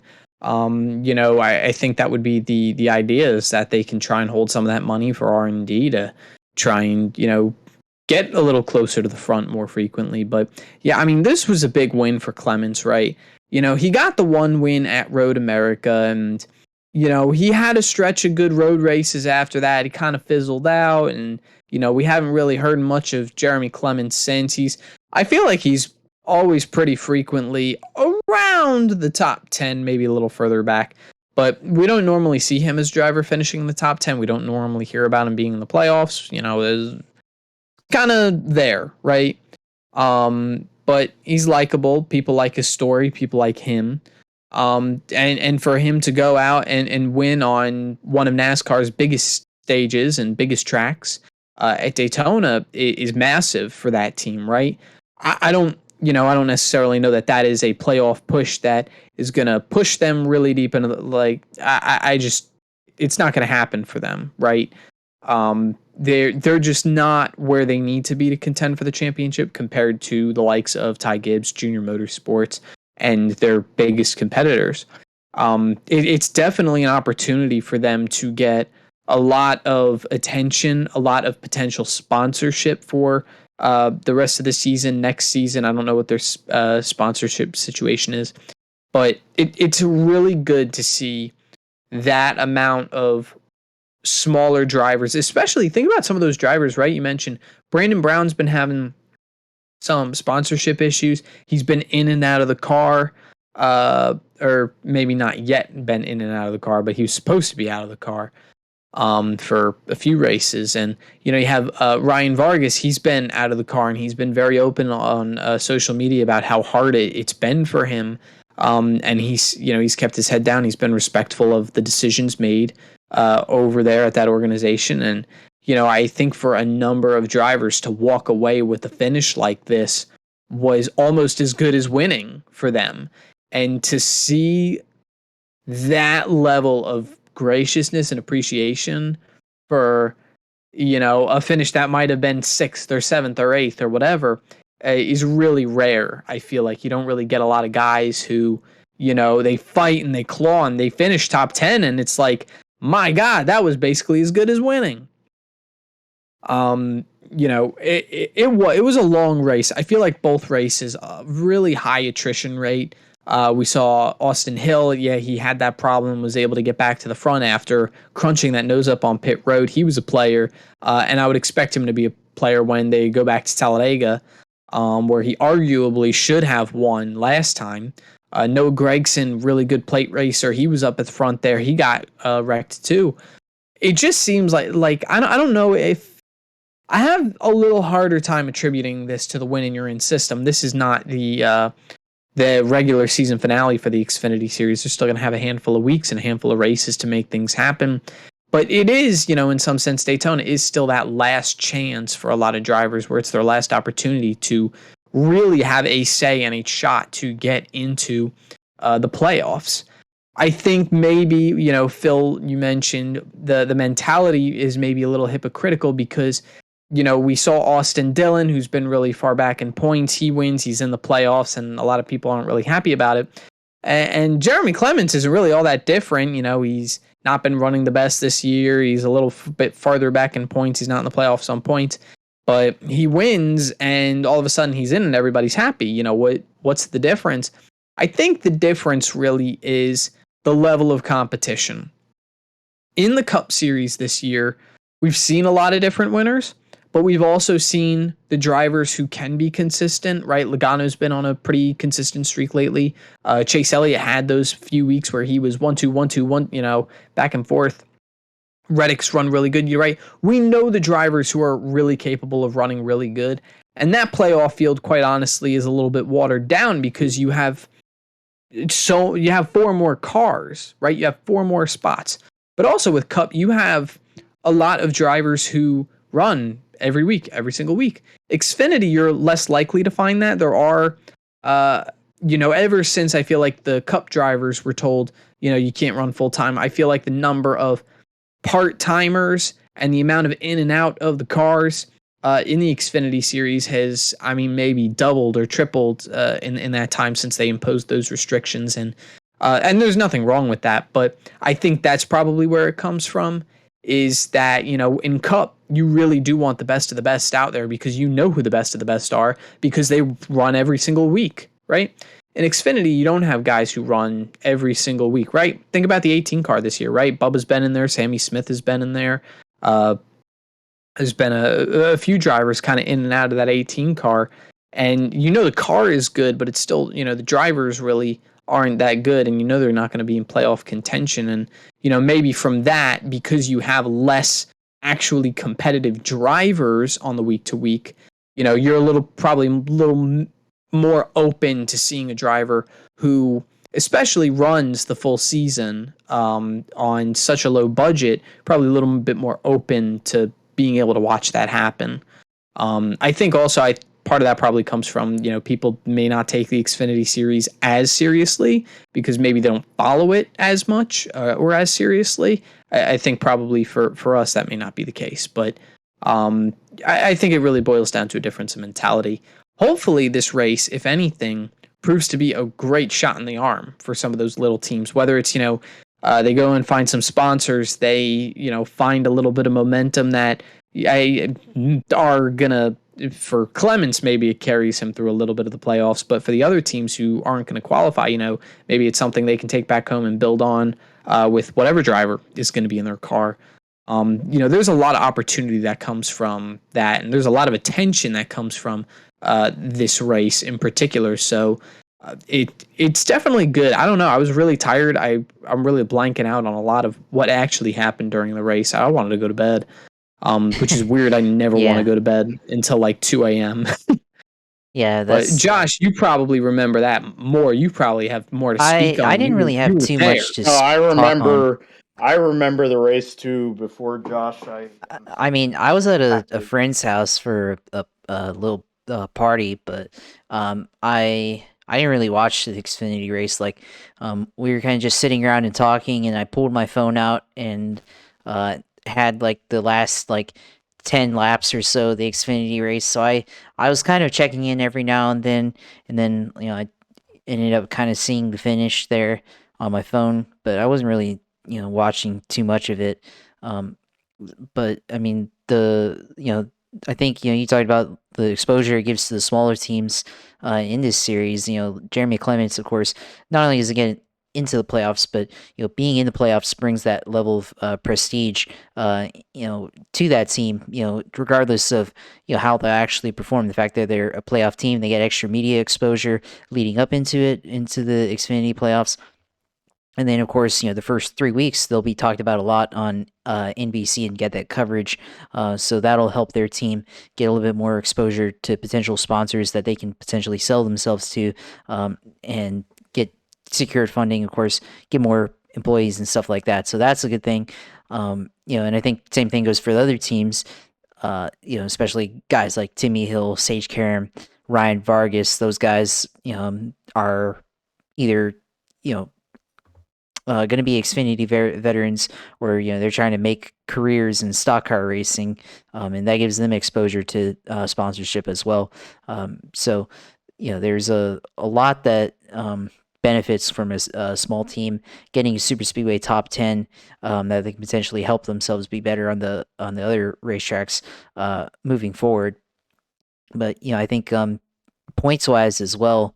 I think you talked about the cup rule where with their cup drivers can only run a certain amount of races now in this series, and I think that does affect the quality of the field to a certain extent, because now you have the Xfinity drivers kind of racing against each other most of the time, and that includes this race. Well, there really wasn't any Cup drivers in this race outside of Ricky Stenhouse and Ty Gibbs, so I guess is now a Cup driver, and AJ Allmendinger. There's not really any Cup drivers racing Xfinity or truck at Daytona now, obviously for injury reasons. So it kind of leads to a lack of depth here, and that you kind of see a different style of racing play out because you don't have a lot of the Cup drivers that know how to restrict relay players, and you have Xfinity guys that are inexperienced at drafting and don't really know when to make the moves that they need to make at the end of the race. And the point of saying that is, well, it kind of leads to like the top guys like AJ Allmendinger, Allgaier, Gregson, who've been around for a while and know how to plate race and how to draft and things like that. So the top of the standings, the guys that are top of the standings, they've had a lot of experience over the years, and they're able to kind of control the race a lot more than some of the these backmarker teams that end up there. But then of course, on the other flip side of it, level of aggression leads up, and the guys that know what they're doing, they maybe do a little bit too much, and they don't really they start taking a little bit more chances and take themselves out, whereas guys at the bottom of the standings, the bottom half of the field, they're trying to preserve their cars because it's like the only car that they've got. Yeah. And so when you only have like one or two cars in the shop, you got to preserve it, and they can race a little bit more conservatively, and then towards the end, once the fields thin themselves out, then they can go there and try to secure a top 10 finish or possibly go for the win there. But on the other hand of that, you have drivers that are trying to make the playoff standings right now, like Jeremy Clements, who's now locked himself in. I mean, other guys that could have won, that may have had a shot. You had Brandon Brown, who could have made it in. He's 15th in the standings right now. Could have made it in with this win. Anthony Alfredo is decently good, super speedway racing, and Sheldon Creed, of course, had that issue with his chassis that they're probably going to be looking at later when he crashed.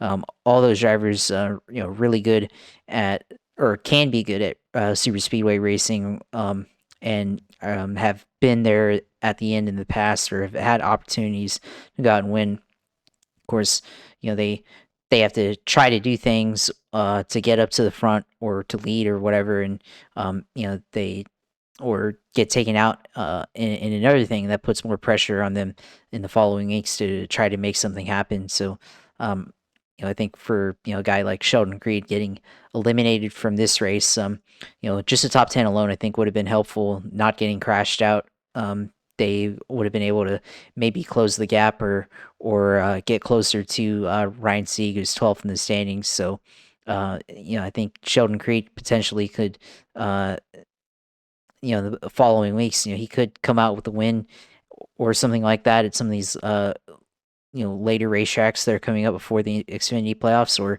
ends up this was his best chance. So I think for this series, it's a lot easier to tell who are the contenders when it and who can make things happen at this type of race in a super speedway race, compared to maybe the Cup Series where there's a whole lot more volatility and a lot more depth in the field. And that's what makes it what it is. And I mean, both you guys had great points in regards to Jeremy Clements going getting that victory and how it lands relative to what we're dealing with on the Cup side. Now that we have a playoff field there, I mean, there's 2 races to go in the Xfinity Series season before they get to their playoff. They're going to, or 3 races actually: Darlington, Kansas, and Bristol. Their first playoff race will be at Texas, of all places. And then Texas, Talladega, and the Charlotte Roval. That is quite a random combination of races for sure. And that's something to see how that all lands out there. I mean, you have fuel mileage, even though with the stages it kind of goes away. It's still a long third stage at Kansas. But pace wise, you're going to figure it's going to be the Junior Motorsports, Gibbs, the big time teams. Darlington is a very short, one of the shortest races they have all year. And so, I mean, Ryan Ellis is running a Jeff Gordon 2001 theme on his car, so credit to him. This weekend, there's only 38 cars for 38 spots, so nobody's going to fail to qualify there. Bristol's going to be a little harder. So that's something that we will see here. 3 races to go for them. And then what goes on with that. So right now, trying to go and switch over here. We'll go and change it up a little bit to some of the news that took place this week. So Eric Almirola will be coming back at least for 2 years in the 10 car. It seems like him and Blickensderfer are getting along well, even though they missed the playoffs. But they'll be back together doing their thing in the Smithfield Ford number 10. I think a lot of us thought Ryan Preece was going there, but now I guess things are lining up to where Ryan Preece is waiting on when Kevin Harvick decides to quit. And he'll get the 4 car, which is a lot of pressure for him. But to be honest, I guess I figure the way he's built and the way he carries himself, he's ready for that energy. Now, he has to convince the sponsors that Kevin Harvick has right now, like Busch, the Anheuser-Busch Company, and Jimmy John's, and all them other ones, that they should sponsor him to take over for a guy who's a legend. That's tough, but something we will see. Eric Almirola is going to be back. Kyle Busch, and that's the question. I figure. I mean, Greg Zipadelli said that, for all intents and purposes, what's his name? Custer is going to be back in the 41 car. Custer's 27th, 28th in points in the Cup Series right now, and he's generally been irrelevant all year. He is 25th in points. My fault. But I'm going to put a preface here on 25th in points. Michael McDowell and Brad Keselowski both had enormous penalties based on whatever different issues with the car. So essentially, he'd be 27th. He'd be behind Harrison Burton, who's a rookie. Todd Gilliland is behind him. Ty Dillon, who's about to lose his job anyway. Corey LaJoie and Cody Ware. So amongst regulars, he'd be 1, 2, 3, 4. He'd be the 5th worst driver in the Cup Series. And you have an opportunity to get Kyle Busch. Essentially, his salary would probably be a little less, but you can go and get Kyle Busch. To me, if I'm Gene Haas, you decided to get Kurt Busch, what was it, 8 years ago, on the same pretense. But there's way more that comes with Kyle. Because not only do you get Kyle Busch, his energy drink, all the different businesses he is, Kyle Busch at the end of the day is a better driver than his older brother. That's just proven, and statistically, that's what it is. You get the fact that you can get Kyle Busch Motorsports into the fold, combine them with David Gilliland Racing, and make a Ford driver development program that could be insane. You have Kyle Busch with Tony Stewart and Kevin Harvick, who are 3 of the biggest names in motorsport and 3 of the biggest names over the past 20 years in NASCAR. And you put them together. How the hell does that not make sense to me? It makes sense to me. How does that not make sense? How does that not work business-wise? Since Gene Haas is willing to waste millions and billions of dollars running in Formula One and not being relevant, running in this series and your driver's 25th in points and you're funding it out of your pocket, it's basically pocket change. When you're a billionaire, I guess it doesn't matter. Or multimillionaire, it doesn't matter because you don't have to pay taxes because of all the goddamn loopholes that exist in our tax code. But it doesn't sound like that's going to happen. It sounds like Kyle Busch is going to be back at Toyota, which is to be, for all intents and purposes, and David Wilson's thoughts on during this weekend at Daytona basically speaks to that fact. Or he's going to Chevy. Now, where would he go at Chevy? There's really 2 options when it comes to, there's 3.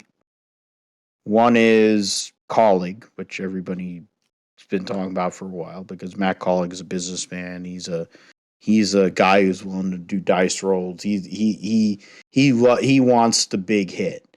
He wants the big catch. That's the perfect combination. Honestly, because Matt Colleague's got money to give him. He could give him a contract. But he also wants to know that it'll fit his spot. Will Kyle Busch assimilate into the Colleague realm? That's the biggest question.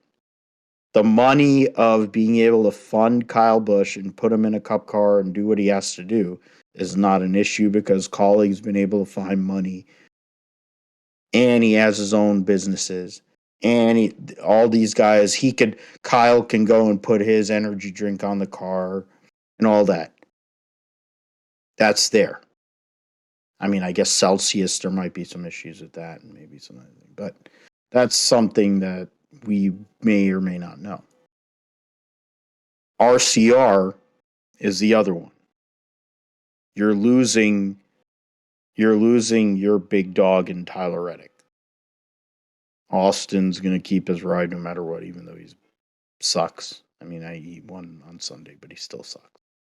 And he's 4 feet tall. And that's the reality TV fit for Kyle Busch if he wants to go make a career in reality TV, which is his wife wants one. His wife wants to have a reality TV gig.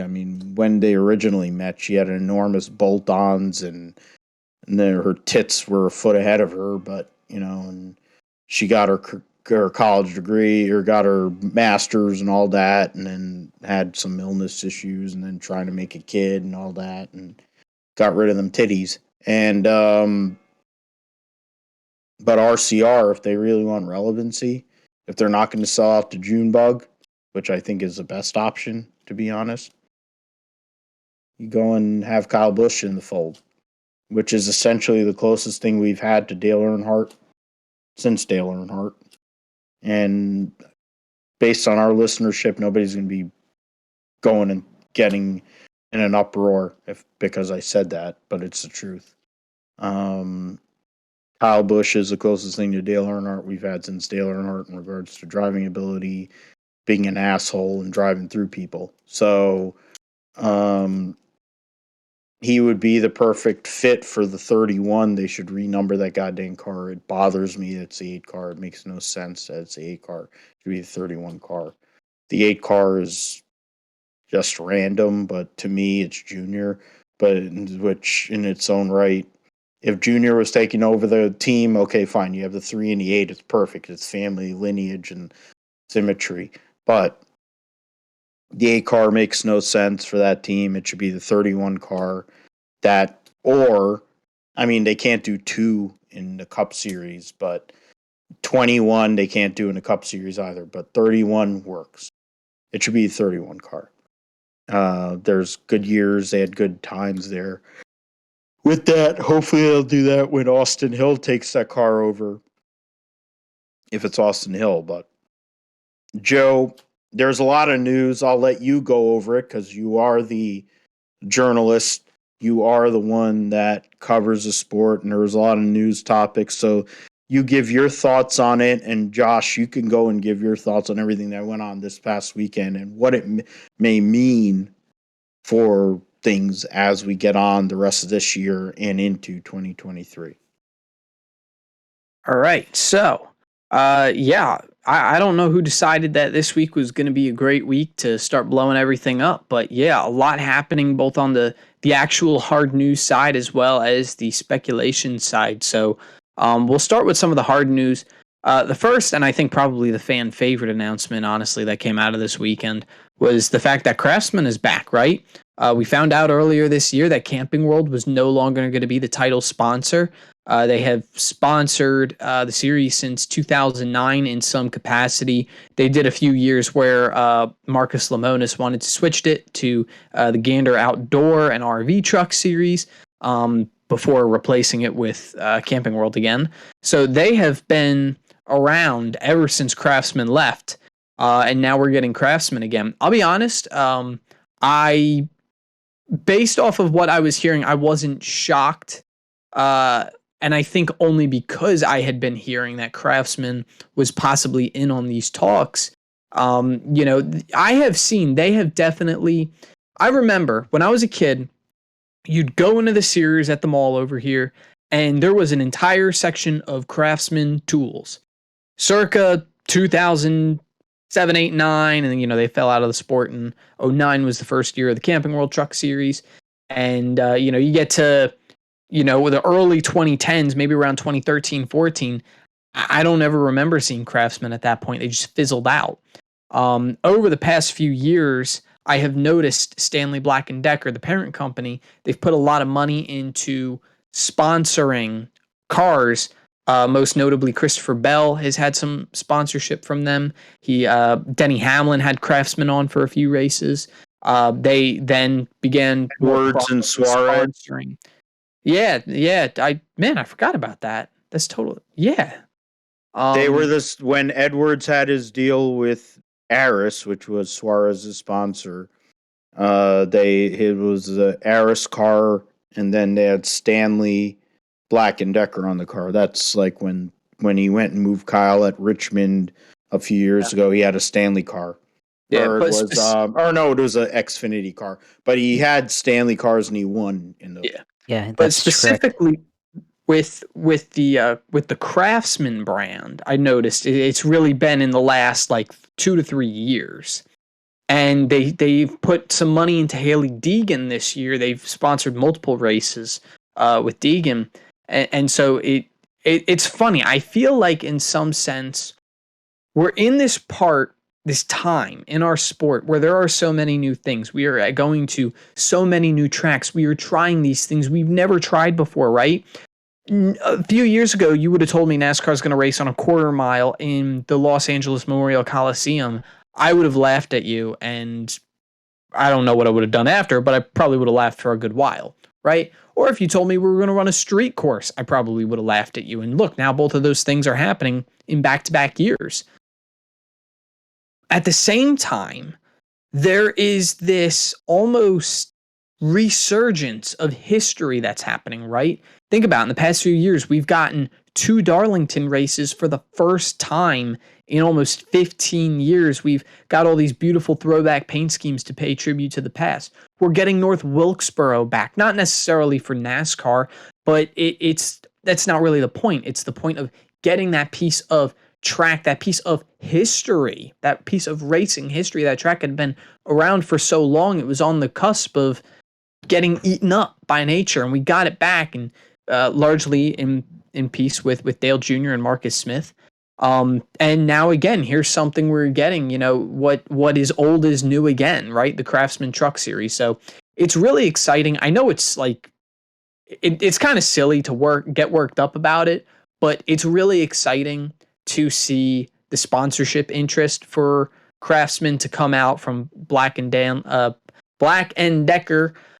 to come out and say, hey, we're going to invest this money because we see the potential, right? I think it probably worried a lot of people. There were a lot of knocks on the Fox coverage. Marcus Smith started getting involved with SRX. And I think there was probably a lot of worry that this was going to happen.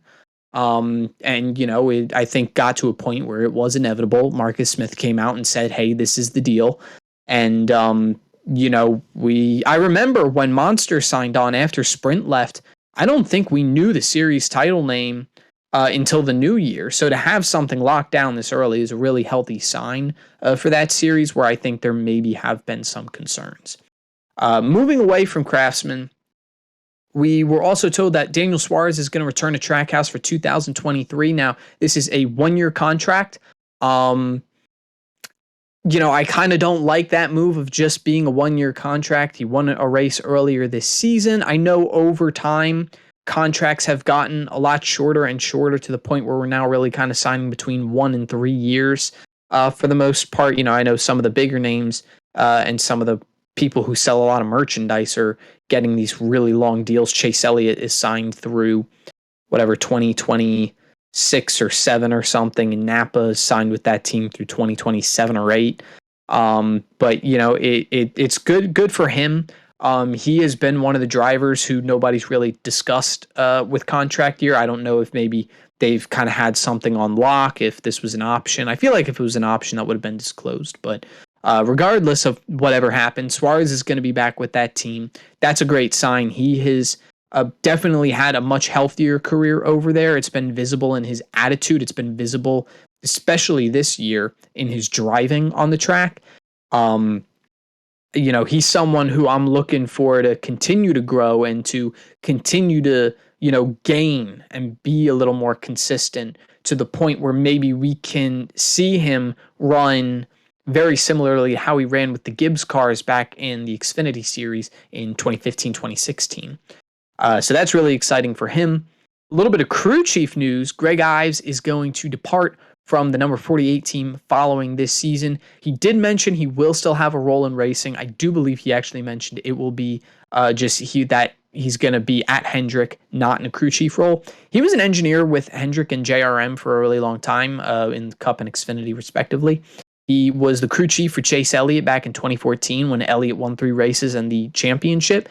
He was then promoted, did crew chiefing in 2015, 16, and 17 with Dale Earnhardt Jr. And Alex Bowman during that time as well. Alex Bowman was filling in a lot of the races in 16.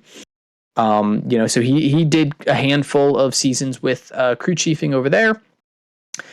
Stayed on with the 88 team when Alex Bowman came on full time in 2018, 19, 20. Stayed with Bowman when they moved to the 48 last year in 21 and for this year in 22. Honestly, his track record is it's not super great. You look at the Xfinity years and the engineering years, and yeah, those track records are great. But as far as once he actually moved in a Cup, he had the one good year with Junior. And yes, he and Bowman definitely had a great year last year, and they had a good 2020 playoffs. But for the most part, I think Alex Bowman, he's kind of been the redheaded stepsister of that group, of the Hendrick Motorsports group. And they really do need to find better consistency. I don't pin that 100% on Greg Ives, but a crew chief in that situation, regardless of who they are, whether it's Chad Knaus, Ray Enverham, I don't care who you are, you do need to take some of that responsibility. It is part of your job. I know you're not the one driving the car, but it is ultimately, you have one of the biggest hands in the pot when you're making the cars. So no crew chief has been announced to replace.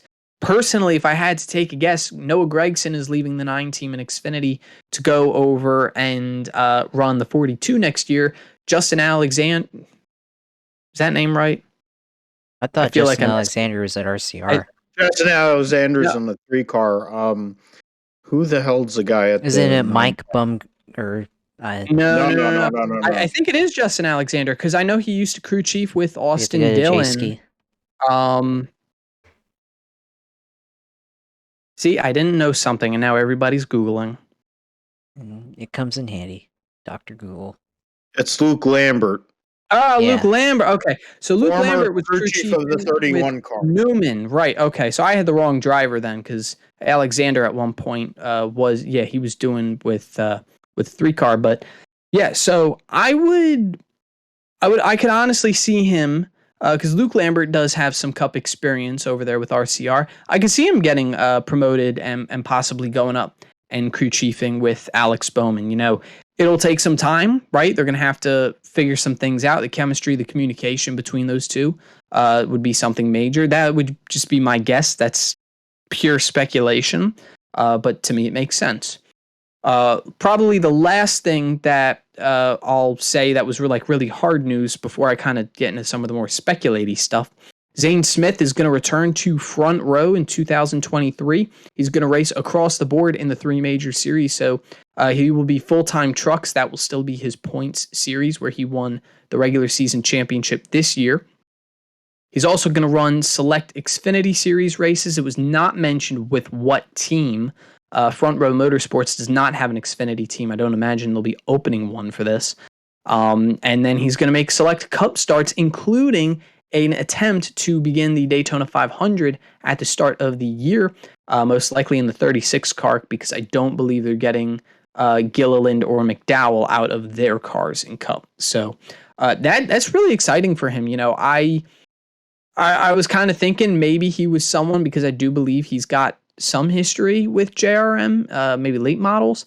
I was kind of thinking maybe that's somebody that Junior wanted to pounce on to replace Noah Gragson in the 9 car. So Zane Smith, he was good with GMS, right? He finished very well in the playoffs both times, made Final Four twice in 2 years. He has been great with front row. They've lost some of their momentum and their head of steam that they had earlier this season, now that they're a few races deep in the playoffs. But they're definitely a championship caliber team. That's no question. I think having the Xfinity and Cup starts as well to help gain more experience, I think that'll help him in trucks. And I think you'll see he'll be someone who can elevate that front row team to the next level. Almirola, his deal we know is 2 years with Smithfield. Phil, I kind of agree with you with what you had mentioned.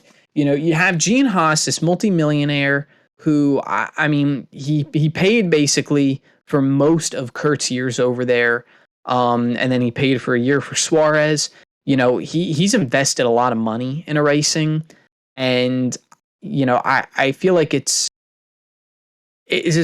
weird to me. I would have to get Kyle Busch on my team. If I were Gene Haas, I probably would have told Custer, you need to go back to Xfinity. You're not winning. You backed into a win for the most part is what happened at Kentucky, because he had a good restart late. Almirola, he kind of made his decision, it sounded like, and then maybe kind of unmade a decision because of he found some balance.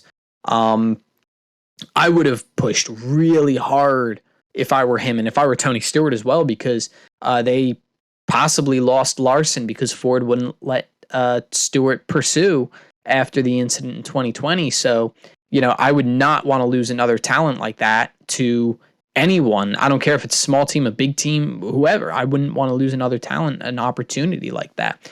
Kyle will sell. Somebody will sponsor him. And worst comes to worst, if, he's got some open races, throw Haas on the car, right? Try and get Smithfield to throw them some money for some sponsorship for Kyle. I would have rather them sold a charter, had Almirola retire, and Custer go back to Xfinity to get Kyle in that car, because I think that would be better for Stewart-Haas Racing short term and long term than having both of those drivers back. Having three drivers instead of four, consolidating your team, only having the one Xfinity program right now, that makes a lot of sense. I agree with you. I just, to me, that would have been the better business decision.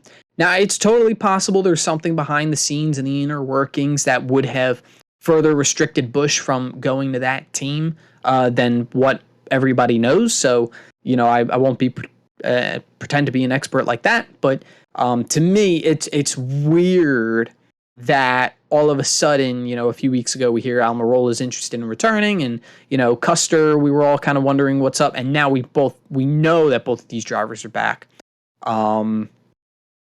I really just, to me, okay, Gene, you do you. I'd love to know Stewart's thoughts. I'd love to know what he was thinking, because I know he would be honest about it, and I'd imagine he probably wants Kyle. But so yeah, it seems like right now the big three teams are going to be Joe Gibbs or 2311. So I guess two, Joe Gibbs 2311 for Toyota, or Chevrolet, where he would go to RCR or Carlig, like you mentioned. Phil, though, I disagree with what you said. I don't think he's going to stay at Toyota. I think he's going to go to Carlig. I really do, and here's why.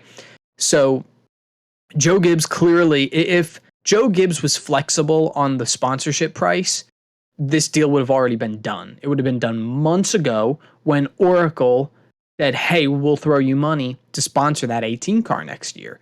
That deal fell through, most likely because of some internal working on Joe Gibbs' end, where he said, hey, we want X, and then Oracle dropped, right? Which also fits with Martin Truex Jr., who has all his sponsors that he's been bringing across the table for like 20 years, which is Bass Pro Shops and the like. But outside of Bass Pro Shops and the sponsors he brought from the 78 car, he's getting sponsors he needs. They don't have all the races filled. Oracle would have been a sponsor at $25 million because they're sponsoring Red Bull in Formula One, the Red Bull Formula One team, which is going to win a world championship, which would make me puke, but whatever. They're the main title sponsor for the Red Bull Formula One team. They got money to burn. They have $30 million. Absolutely. They may not see the market value in, right? Because they're not involved in NASCAR really in any capacity, especially like they're involved with F1, right? Where they're on two cars over there, the team cars for Red Bull. So yeah, it's definitely possible it was Oracle. But to me, based off of things that Kyle was saying earlier in the season, hearing about the $25 million, hearing about, maybe it's not been so flexible, and also seeing the body language, right? I mean, think about Kyle Busch this weekend. I saw Kyle Busch with smiles on his face. I don't really know, other than winning, the last time I saw him smile. And he was separated from Gibbs, right? Physically separated. At Pocono, Gibbs came up and patted him on the back, and Kyle didn't even bat an eye. To me, there's something else going on over there, and I would find it really hard to say that Gibbs and Busch are going to be back together. The reason I rule out 2311 is because if Toyota was so truly intent on keeping Kyle Busch, they would have pitched money in, and it would be known that they would be willing to sponsor Kyle himself. Their logo is going to be on his car. That has not happened, right? We've seen with Chevrolet when they sponsor drivers. We've seen with Ford when they have some sponsorship with some drivers, a little less common with Ford. But Toyota, that hasn't really been a thing. How desperate are they to keep Kyle? To me, if they're not willing to throw some sponsorship, they're not desperate enough to where I would believe Kyle would stay with Toyota. So now we have the talk of, okay, we have RCR and we have Colleague. RCR, it seems at this point, will keep Reddick for 2023. They don't have an additional charter. And, with the likes perhaps of Junior maybe doing something. And again, it's not confirmed. With the likes of Junior maybe trying to do something, maybe they try and have a joint venture for a few years. Maybe Junior just buys out the entire team. It would seem a little less likely. Not because I think Junior would be against it, but because once Reddick leaves, I would feel like a driver who's already with Chevrolet and possibly already with JRM would more likely ascend to that seat than Kyle Busch. Matt Collig, I think, wants his truck team. He has been open about wanting to expand. He mentioned IMSA. I believe he mentioned maybe GT. And he had said something about trucks at one point. What's his name? His, I forget who's Chris Rice. Chris Rice said, we want to expand into trucks. We want to expand into IMSA. Well, trucks is Kyle Busch. Because if it wasn't for Kyle Busch Motorsports, and a couple other, and the Dorsons and a couple other people, the Truck Series would be dead. The GT Series, Kyle Busch ran a Lexus in the Rolex 24. He was part of the Vassar Sullivan team at the Rolex 24. So, conveniently, we want to expand into, which means, we want to get a Corvette because we want to be OG like that, which even Hendrick hasn't done that. Matt Collig's like, I want to call Doug Feehan and whoever the hell's at GM. Yeah, we want one of them Corvettes. We want to run it in GTD because we have a guy in AJ Allmendinger who's an OG. I mean, the problem is with Collig, fuck the GT. Put AJ Allmendinger in a prototype car, even though he's getting fat. His midsection, he's like Juan Pablo Montoya. He's let it go. Same way as I let it go, but the difference is those guys are athletic and they're legitimate great race car drivers. I've let myself go because I'm never going to be athletic and I'm just a bowler. Those guys are good. They have as the freaking kettle's going off. The fact is, they could call Juan Pablo Montoya and his son Sebastian Montoya, have AJ Allmendinger as their third driver, and run a Cadillac prototype in the GTP category. They'd have something there. Nobody, the Corvette thing's fine. That's great. Whatever. It doesn't matter. You're not going to win overall. AJ Allmendinger wants to win overall. And that's AJ Allmendinger and Matt Collig are BFFs. The reality is, I was thinking about this too recently. If AJ Allmendinger was running for Cup points, he would have been in the mix to actually make the playoff. He would have been way better than Justin Haley. He would have been way better than a lot of these guys. He could have won himself into this playoff, and he would have been a contender. Yeah. Because that 16 car has been better than the 31 car this year, even though the 31 car has the stability of the full season. They have, what's his name? Trent Owens, who's been suspended, I think, at least twice this year. And Trent Owens is one of the best crew chiefs. And Trent Owens, another guy you guys, Junior, wanted.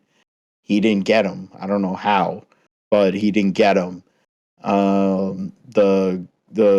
His stepfather is the great Barry Dodson.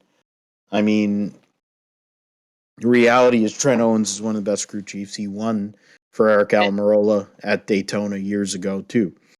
And don't forget, in particular to that 16 car, the only reason that's a chartered car with a full-time, week to week is because there's 3 drivers in there. One of those drivers is not going to be there next year. No, Gregson's out. He's going to the 42. To me, this is a great way to get your truck team to potentially have the money to now run trucks, run Xfinity, run Cup, maybe dump some money into expanding in the next 2 years into some of your other non-NASCAR ventures. You get a great driver.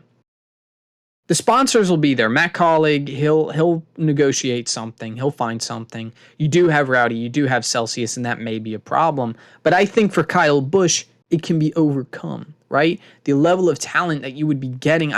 He'll win you a race. It may not be immediate. He'll win you something. And, knowing now that you don't even have to buy a second charter, right? You could just put him in the 16, right? Put Kyle in the 16. You can have Haley or whoever run the second car. Everybody else back to Xfinity. And maybe if AJ wants to venture out and he's still in Xfinity, he can run those GT3s, right? So to me, there's a lot to gain for Kaulig if Kyle Busch is at your team. So if I'm Matt Kaulig, I want Kyle Busch. And it almost seems like, based on the rumors, Matt Kaulig is the one who wants Kyle Busch the most. That may not correlate to anything. That may end up being something. But only time will tell. But I would have to imagine something's got to get announced soon, because to me, it seems like this talk has affected Kyle's performance. I know he won a stage this week. Yeah, he crashed he's out admitted that it's a distraction. Yeah.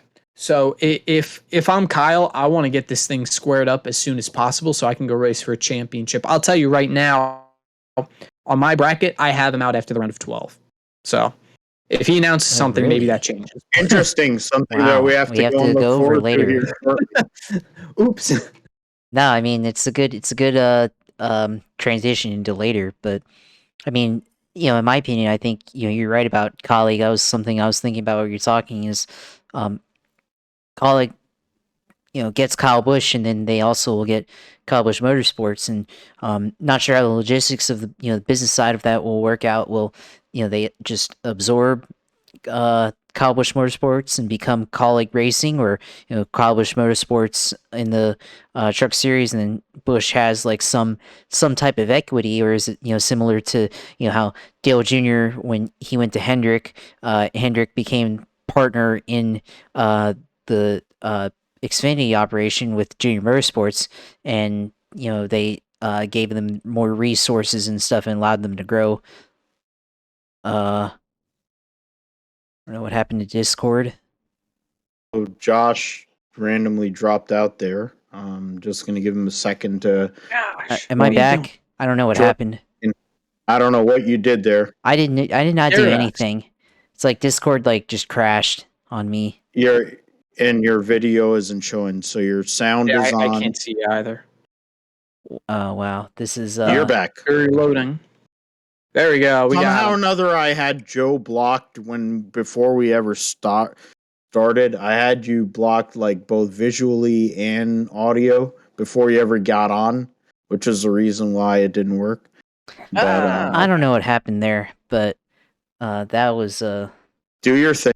Yeah, no, it's back now, but just all of a sudden just restarted, or an update applied or something. I have no idea, but what I was saying though is look at because I think Kyle Busch is going to be the hottest free agent in NASCAR since Dale Jr. back in 2007, and there's a lot of options for Jr. Could he gone to Gibbs, Richard Childress Racing, and then Hendrick came along and picked him up. So this is a little bit of a similar deal, although Kaulig is not as it's not a legacy team like the other teams were for Junior back in 2007. So for Kyle Busch, opportunity for someone else to become a partner in Kyle Busch Motorsports, he can continue to expand and grow his program down there, and then also have some type of equity into the team, whatever shape or form, or ownership or something like that, and then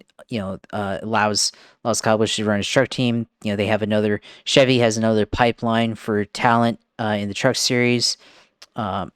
Then they have more drivers there, and then also for his son, because Kyle Busch said his plans for his son to be able to start racing in the truck series when he's 16. So I don't know when that'll be, in about 8 or 9 years from now, and then Kyle Busch will run for a couple more years in the truck series until his son's 18, and that'll be it for him. I think racing period. So I think that's part of the discussion there, and I think from that perspective, Kaulig Racing makes the most sense in everything. I mean, so that's what it probably will look like. I mean, for the other teams, they may not have the resources or the funding to be able to do it, because Stewart Haas, it's a super team, but then maybe there's not as much maneuverability as far as the ownership goes, and that may be more of a short term deal or something like that, whereas the colleague one gives you more of a long-term flexibility. And the same thing with RCR. They're it seems like they're more on the consolidation side than they are on the expansion side right now.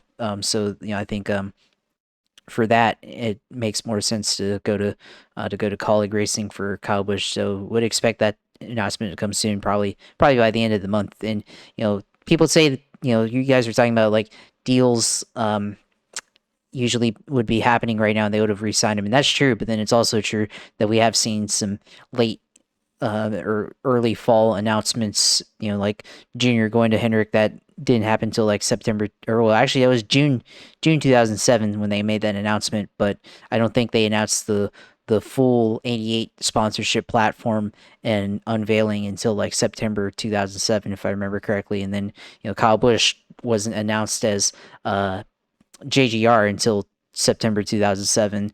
That was during the Charlotte race. Yeah, probably around that area. Yeah, so there's lots of background in announcing new driver lineups in the fall. So that's something to consider for Kyle Busch and likely there. And I don't think there's gonna be any conflict with Celsius and Rowdy. I think maybe there might be enough sponsorship from Rowdy where they can just like cut ties with Celsius and just take Rowdy.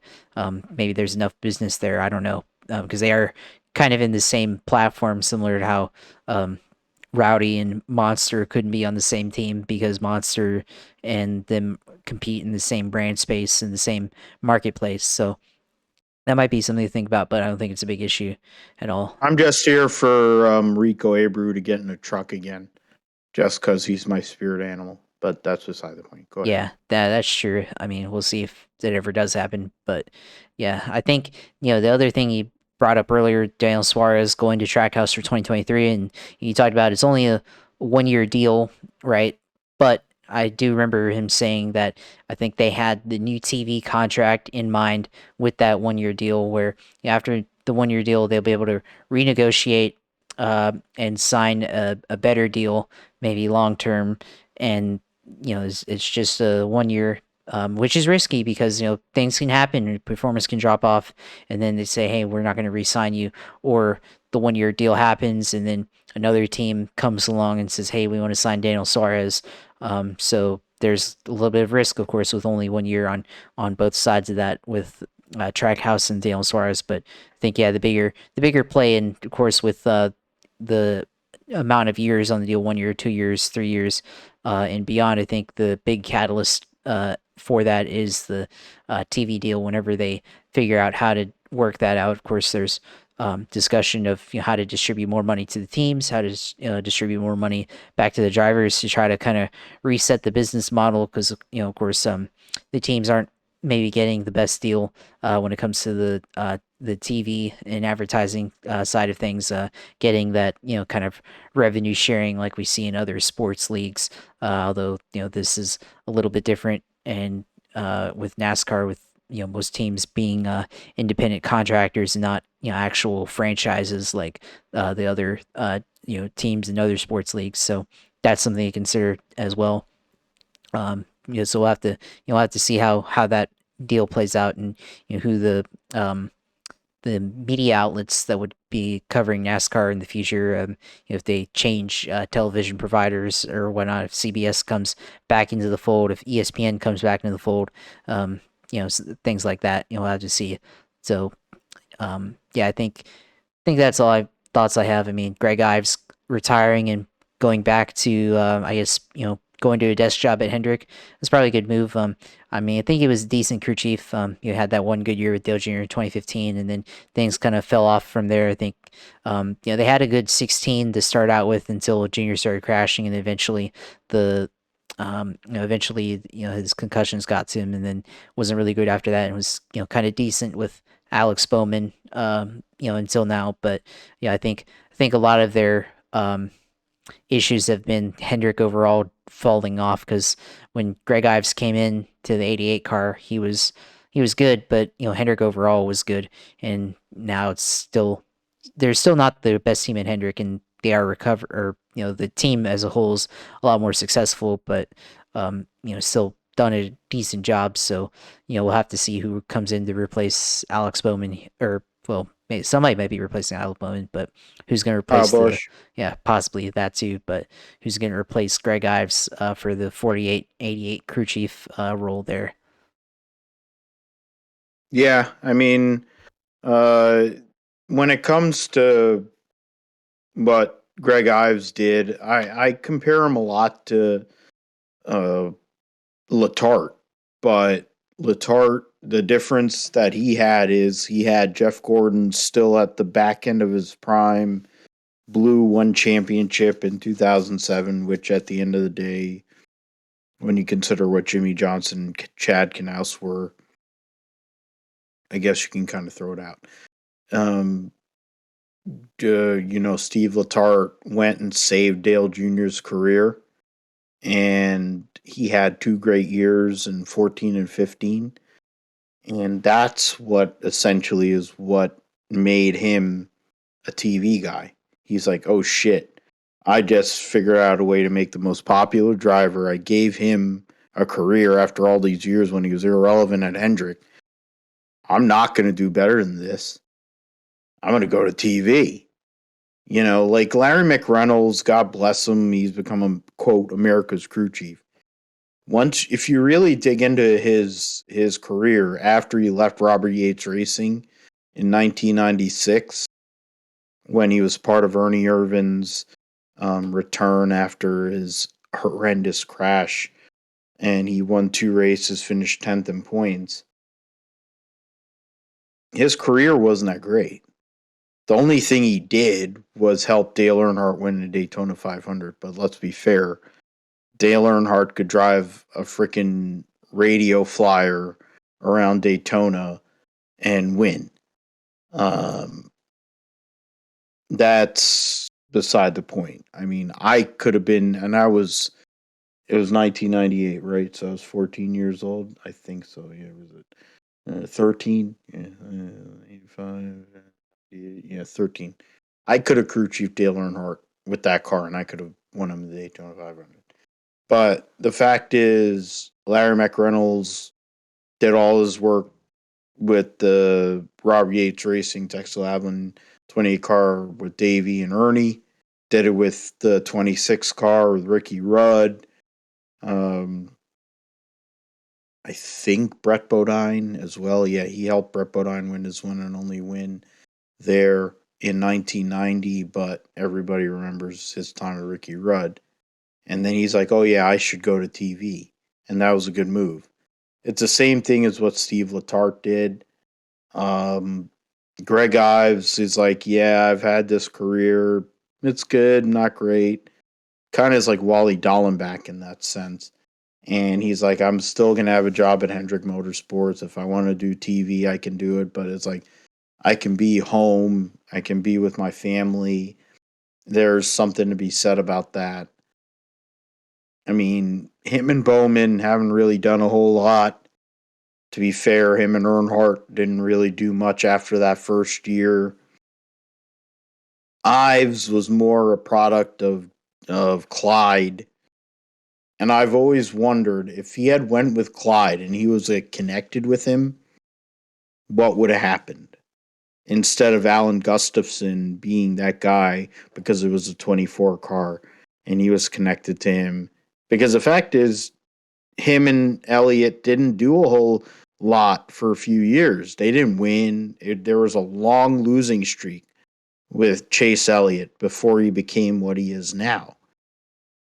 I was always I would say this on the show, like, I wonder if Greg Ives and Chase were together, would that have been better than him and Alan Gustafson?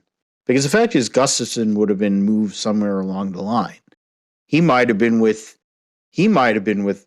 Kyle Larson instead of what's his name that's with Kyle Larson. The Hendrick has resources. That's just the way it is. So the fact that Greg Ives is going to retire, all right, God bless him. All right, he's going to get off the road. Okay. We already brought up the 9 car because there's going to be a whole. I think that 9 car, what we see next year, is going to be a totally new team.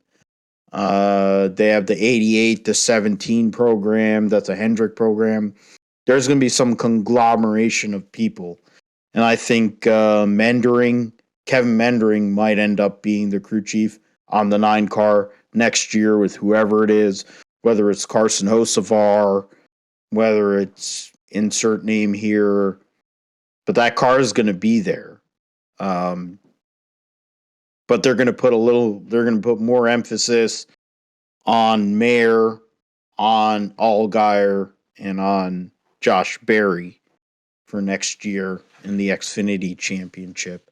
And that 9 car is going to essentially become a R&D situation, even though that's a car that's seen people win championships, multiple drivers win championships, being Clyde, being Reddick, Byron, until we have the current guy that's in there, Cocaine Gregson, and he hasn't won yet, but he might have a chance. So we will see what comes of all of that. I'm glad as an old school guy, Craftsman Truck Series is back. It's great. I'll sign for that all day because I look at it as a Craftsman Truck Series. Now that Sears is basically going down the toilet, as a guy who used to work for Sears as a mechanic, they were going down the toilet 17 years ago when I first started with them, and now they're going down the toilet. And I work with people at Lowe's, and they have Craftsman tools there, and having Craftsman Truck Series, I guess their parent company wants them out there, so they have the good money there. It's good. It's good business. It's a good way to do things. Craftsman Truck Series, it's the right way to go. I always like Joe. You brought up when you were going to Sears. I remember when they originally came out in 1995, and it was the NASCAR Super Truck Series presented by Craftsman, and you'd go to Sears and they had the diecast there, and I bought diecasts and I still have them here. I took them out of the box mistakenly, but I had I had trucks from back in the day. I took medical tape and I put the medical tape over the nose like we're qualifying them. I try to dress them up properly.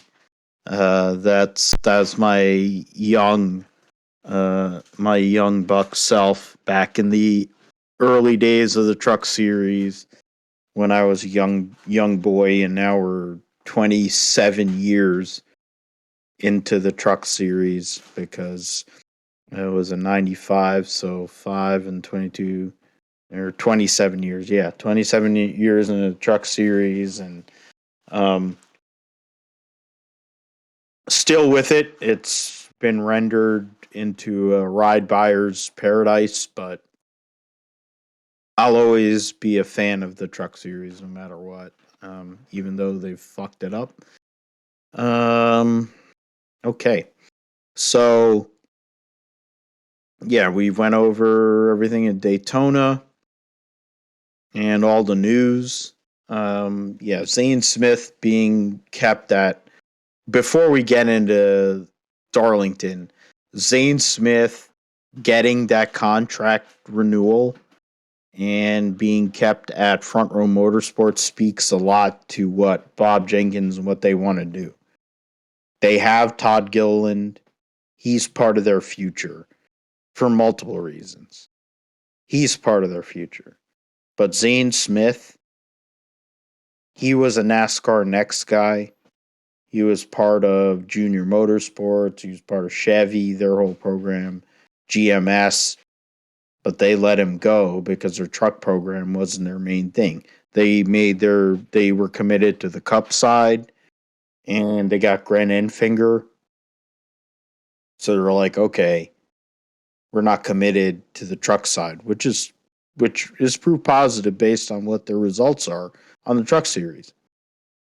Now that they don't have anybody in the Cup playoffs, Eric Jones, of course, getting wrecked, maybe we'll see Grant Enfinger have some extra support too. But in regards to Zane Smith, he's legitimate. And Ford wants him to be a guy that can make it. And the fact that they've committed to him and he's going to make his Daytona 500 debut more than likely in February. And they're going to have a multi-program a la Ryan Newman going back about 20 years. It speaks to where they're committed to. And it also speaks to if Ford was like, hey, we want him and we'll go and do whatever, that's a big deal. I mean, who knows? Maybe Zane Smith goes and wins this truck championship. The fact is he's been one of the best drivers, if not the best driver in the Truck Series. He's had a rough patch right now, but it makes sense. He has a rough patch right now in the round of 8. He could even have a rough patch theoretically in the round of 6. He has enough points to give him the leverage to have that. Because more than likely he's going to make the Final 4. But, I mean, getting into the whole playoff thing we talk about, I think he should be favored anyway. And he's finished second in this points battle twice in this format. If he doesn't win this championship, it'd be crazy, but, you know, he's in a position to do it. Ford wants him to make something happen. He's a guy that can make something happen, and he's somebody they want. And the fact that Front Row got ahead of it because he is a free agent, I'm sure they got ahead of it because they know that Junior was going to call him. Kelly, Dale Jr., freaking Mike, whatever that loser, they were all going to call him. They're going to be like, hey, you want to drive a car that 3 drivers that have won the championship have won? If they had lost him to Chevy, the 38 truck team's gone. That's essentially what it is. Because they're connected to the Todd Gilliland program. That's part of where that whole connection is with my Kyle Busch theory with trying to get to Stewart Haas to make Ford more relevant within the Truck Series and Xfinity. They've hedged. And so we'll see what happens with Zane Smith. I think there's a lot of potential there on the Ford side, considering there are not a lot of Ford trucks or Ford Mustangs in the Xfinity Series.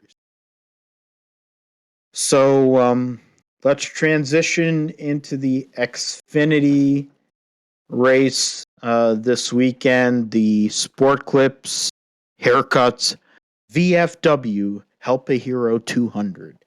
Oh my goodness, that is quite a horrible name for a race. Not It's a because of what mouthful. yeah, that's why. It's not a good one to go and say just for the sake of saying it, unless you're paid way more money than I am, which is nothing. If they paid me with beer, I might have said it better with more energy. Former guest on the show, Dawson Cram, is going to make an attempt with Emerling Gase Racing with a new sponsor with B Water. So he'll be able to make the show. So credit to him, credit to his family. They're great people there. So support the 35 car. They'll be going and running the show there. Yeah, I mean, we have Ty Dillon will be in the 02 car. Tommy Joe Martin's in the 5 for BJ McLeod. Chad Fincham in the 13 Larson in the Hendrick 17. Hamlin in the 18 is one Xfinity start for the year. All right, so I'm just going to go say it. I'm picking Denny Hamlin. John Hunter in the 26, Dawson Cram 35, Josh Williams for what do you call Mario Goslin in the 36. He'll be running. Ryan Ellis in the Jeff Gordon throwback. Stephen Parsons in the 45. Ross Chastain in the 48. Chris Wright in the 68, and Brandon Brown in the 78 for BJ McLeod. So I already made my pick. I picked Denny Hamlin. My wild card is Sheldon Creed, who has shown over time he's done good at Darlington. He is a guy that can run on rough and loose surfaces because he's an off-roader. Denny Hamlin's a Darlington specialist. I go back 18 years ago when he made his Xfinity Busch Series debut. Nobody knew who the fuck he was, and he qualified and finished in the top 10. Denny Hamlin. And that's what kind of opened eyes to a lot of people. And now we know what he is. He runs this race every year and always seems to figure out a way to run up front. And Sheldon Creed's a guy that needs a win. And if he made the playoffs, he'd be trouble. Because we talked about Austin Hill. You guys talked about Austin Hill. RCR is good. They're not as good as they've been in their heyday, but they're good. And Sheldon Creed needs that time to figure out a car or figure out a series.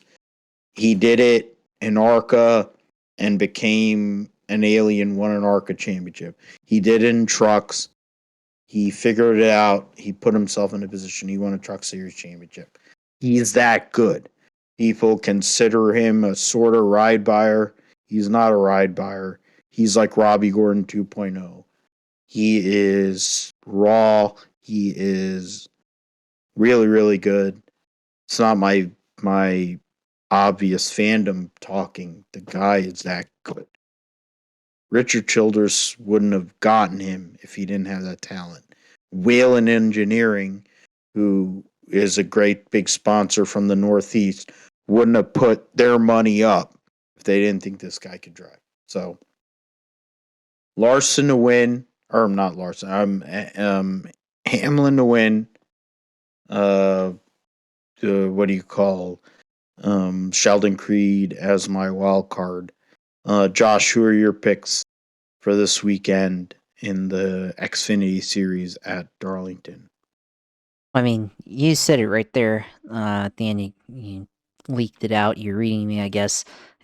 Pick Young Money, Kyle Larson in the number 17 HendrickCars.com Chevy to go out and win the Xfinity race.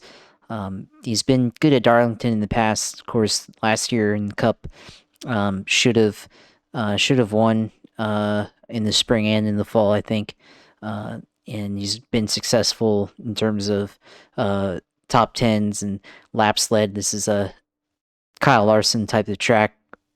So yeah, I think he can pull it out here in Xfinity, and win this race. I think for a wild card, I'm gonna go with Brandon Jones, which may be more of a safe bet as far as a wild card, but he hasn't really done too much this year. He's won a race this year at Martinsville. He's won at Darlington in the past, but he's hasn't really been too much up front compared to previous years in this series. So I'm gonna go with Brandon Jones as my wild card here in the Xfinity Series this weekend.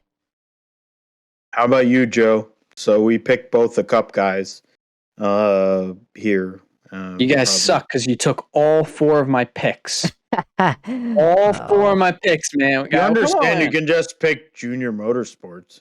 No, actually, I'm not, because there's one other Cup guy in this race. He's driving the 48 this weekend, Big Machine I'm going with Ross Chastain McKine. as my favorite. Chastain did really well earlier this year. He had some problems, but he was leading the race in the Cup side. Did a few years ago, was driving the 42 for Ganassi before the whole DC Solar thing fell out. Was involved in a wreck with Kevin Harvick. Yep. We see now that his aggression is a trend. But he's got the right approach when it comes to this style of racetrack. I mentioned a few weeks ago when I picked him for Michigan. There's something about the sliding and the car being right on the edge of control that really suits his style. I think it's the same thing that makes Kyle Larson successful. So I'm going to pick him, and I'm going to go really wild on this pick for the wild card. I'm going to go with Sammy Smith. Sammy Smith really impressed me a few weeks ago, and I feel like it's too obvious to go with one of the JRM cars. I really don't. They've run too well at Darlington in the past for me to say I think they're a wild card. It wouldn't be appropriate because they'll be up there. But I like Sammy Smith. I liked watching him at Watkins Glen. Was really good. Won a stage at Daytona, right, and was doing pretty okay for himself. I'm very impressed with this young man. I say young man. I'm like 3 years older than him. But he's done. Yeah, it's hard to say that, right? I know. You think that it's hard when you're in your 20s. Oh, man. You guys figure that it's hard when you're in your 20s. Once you get older, it's like, oh, he's a young man. It's like, God damn it. I'm rooting for a guy that's like half my age. That you're going to get there. It's going to happen. But we don't know those guys yet. You guys don't know those guys yet. But yeah, it's really hard. But yeah, I'll go with those two for my picks. And if somebody out of number 5 and 6 for me can do it, then heck, I'll take it. I mean, the fact is the Gibbs guys, the Gibbs crew, they have good cars there. And, I mean, you ended up picking, I don't know why I pulled that over there. You ended up picking Chastain, which the 48 car has. What? Lost. Did we lose Phil? I think we lost Phil. Everything is acting up. This is... He's back. From pre-show to now, all the fun gimmicks. I got mine out of the way before we got on air, though. So, and I go. I figured back. hang myself up out of my own show. That's great.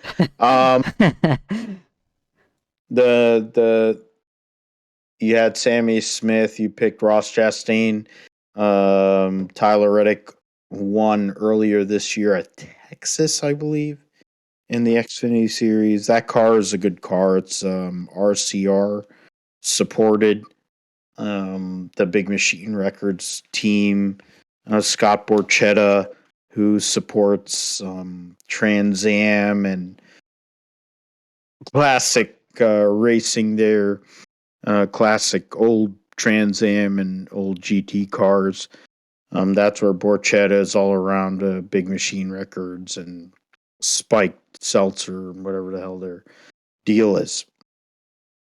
So now we get into the Cookout Southern 500. 36 cars for 36 spots. The people that are not, I guess, competing for points or other people is like JJ Alien, the 15. Hemrick will be back for his last race this year. In that car, the 16 car for Colleague, Ty Gibbs in the 45, and then Landon Castle coming off of his first career top 5 finish in the Cup Series. So those are the non-drivers. BJ McLeod doesn't run for points in the Cup Series, even though it's his team. It's, I guess, par for the course. So 36 for 36, no problem with qualifying. Everybody makes it. I'm going to go, and Joe, I'm going to let you pick first. Cookout Southern 500. Joe, Josh, and myself will be the order here. Southern 500, one of the biggest races in the Cup Series, one of the most meaningful races. It'll be Labor Day weekend, Sunday evening. So there'll be a lot of grip. But at Darlington, it's a race that gets spread out. It's really a track position race. If you qualify well, you're going to probably be up front anyway. You're not going to really lose a lot of track position unless your car is just strictly a one-lap car. If you have a fast race car, that car is good on 1 lap, 5 lap, 10, 20, etc., etc. And the Southern 500 is one of the hardest races to win. But if you have the pace early, if you have short run speed, you're going to have long run speed. You can have long run speed at Darlington, but you need to be within a reasonable distance to make that long run speed happen. So, with all of that, Joe, let us hear your picks for this. All right. So I was actually after when you said that you wanted me on the show this week, I immediately began thinking about Darlington because it was one of the races I didn't get to catch a lot of earlier this year. And I think Darlington. We talk about Kyle Larson. We talk about I just mentioned Ross Chastain, Denny Hamlin. All relatively good track record there. Hamlin didn't run too well in the spring race, if I remember correctly, or at least not for a long time. Logano obviously won that race. Chastain had some issues, but was leading. Larson. And I think of just normally, like this race last year, there was a very high attrition rate for the playoff cars. The race that Kyle Busch, I believe, famously parked his car out front of, or no, that was earlier this year. But regardless, there's another driver who does really well when it comes to the really slick racing surfaces, when it comes to the, I believe the balance of, maybe not on restrictor play tracks, but the balance of aggression and patience. He's gotten a lot better with that this year. And he's got 2 wins in the bag. He finished second in this race earlier this year. I'm picking Tyler Reddick. I also tried to take into account some of the drivers who were kind of on the upswing and some of the drivers who were maybe not. Chastain has slid a few spots in the points over the past few weeks. Elliott, he's been around, but he just is struggling just a little compared to where he was at. And even though he ran well, not all quite the same. Harvick also ran really well in the spring, but I don't know. I feel a little mixed about where that 4 team is at. I feel a little more comfortable picking the 8 car. I like Reddick. It would certainly be probably the biggest win of his career to date, whether you talk about Xfinity or whatnot. So I look for Tyler Reddick. I think he's going to be really good here. And I'm going to do a sweep for my wild card. Again, I kind of want to go a little bit wild, and I want to go pick Austin Dillon. This actually has nothing to do with the fact that he just won at Daytona, because Daytona and Darlington are two way different tracks. There absolutely is some momentum that can be carried, but Dillon a few years ago finished second in this race to Kevin Harvick and was gaining on Harvick at the end of the race. It took them all night for the car to get there, but they got there, and they, I don't know if that race had run another 5 laps. I don't think Harvick would have won. So, we've seen it before where Dillon performs well at Darlington, where, he comes in and he just stays silent and he keeps chipping away and he gets it done. I think having that win and a little bit of momentum may help. I don't necessarily know that having a TV show is going to help him, but so I'm going to pick those 2. The RCR cars is my favorite for Reddick and my wild card for Austin Dillon. So, with that, I posted that Reddick and Dillon, RCR, being represented by Joe, trying to go and manifest a PR job there because they need help at the PR side with RCR, as somebody who's trying to get in the game or keep himself in the game. What are you looking at, Josh? It's not an algorithm race by any stretch of imagination, but what are you looking at for Darlington? I have to go and check back with what we picked at in the Xfinity, it was Richard. Okay, all right. So the algorithm was Richard, which isn't that far off, and Well, then last week you're talking about Ryan Vargas. Oh, Ryan Vargas. You had Ryan Vargas, which isn't so. You had Ryan Vargas and um Noah. Noah, which Noah, and you had so that means two guys in the top 10. Um, we don't want to bring out the algorithm every week because it's not going to hit, but you usually hit on good ones. I figure if the percentages hit out, we are good on the top 10s and top 5s, but we might have to bring it out for the road course in a few weeks' time before. I mean, Talladega and the road course are like back to back, so that'll be something. But what are you looking at for this weekend at Darlington and the Cookout 500? Well, I mean, there's a lot of good drivers here, and Darlington's like one of those tracks that anything can happen. And you really have to nail the setup just to be able to run well, and you got to be out in clean air, and it's definitely a driver's track.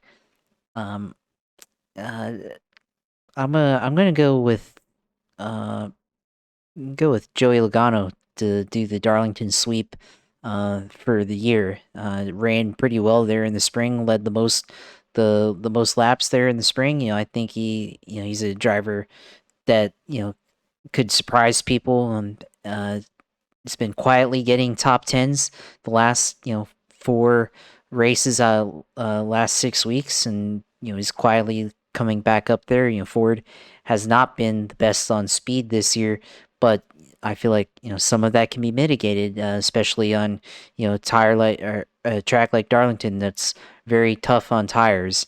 And Joey Logano is one of those guys that I think he knows how to get around when it comes to being able to conserve tires and make your car last throughout the run. So I'll go with Joe Logano.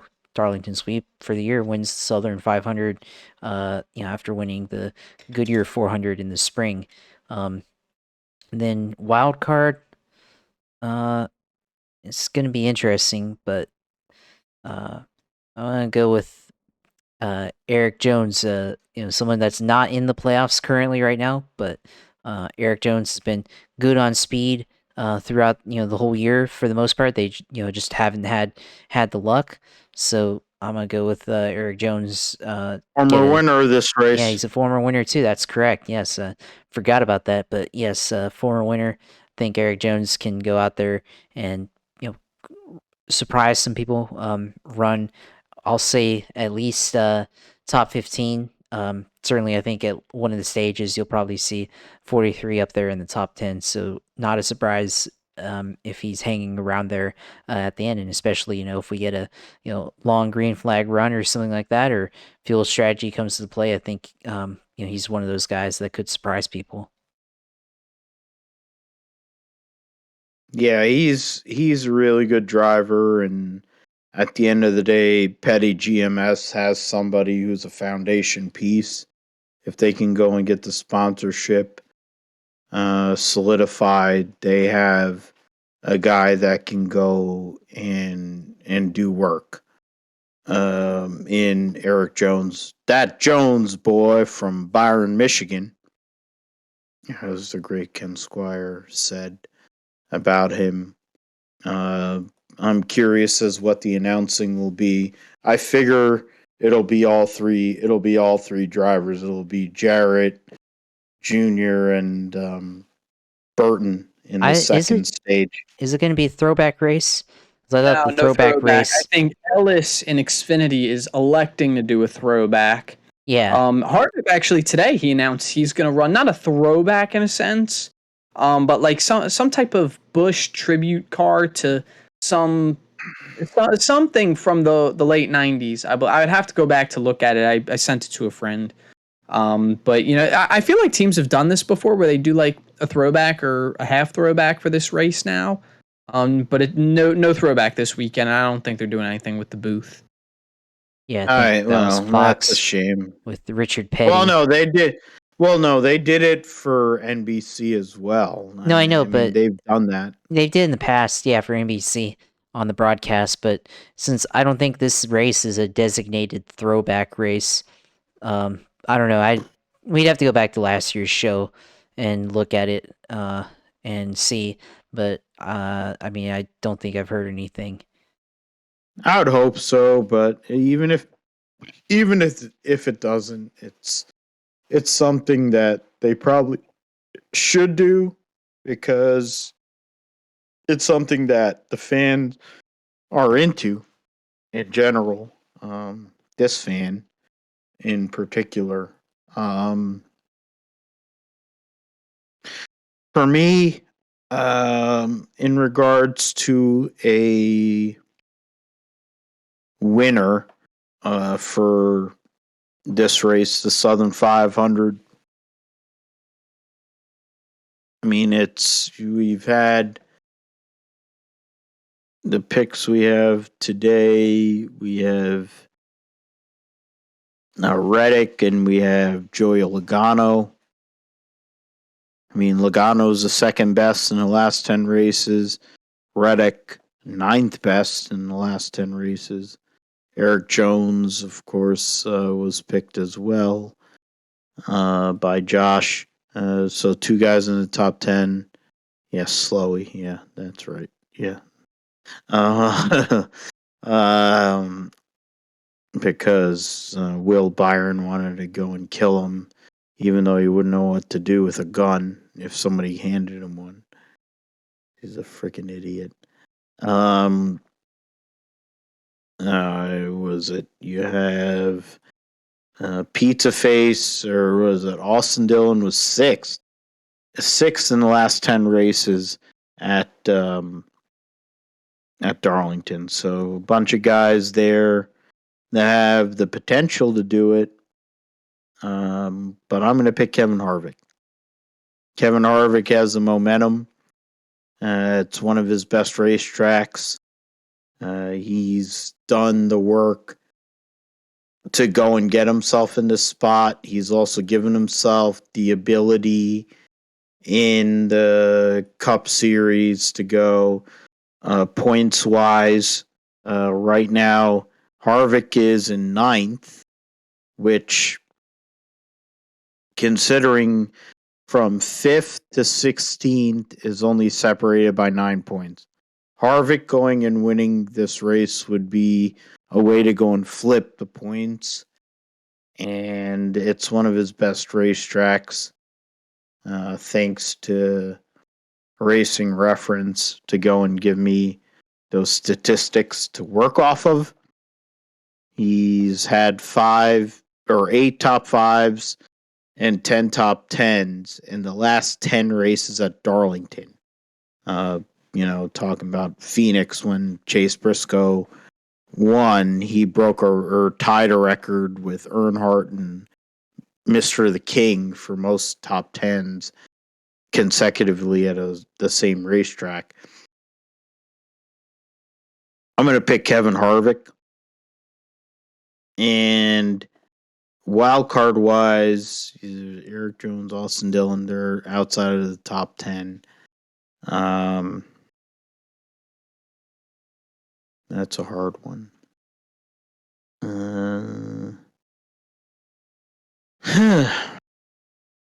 That is a hard one.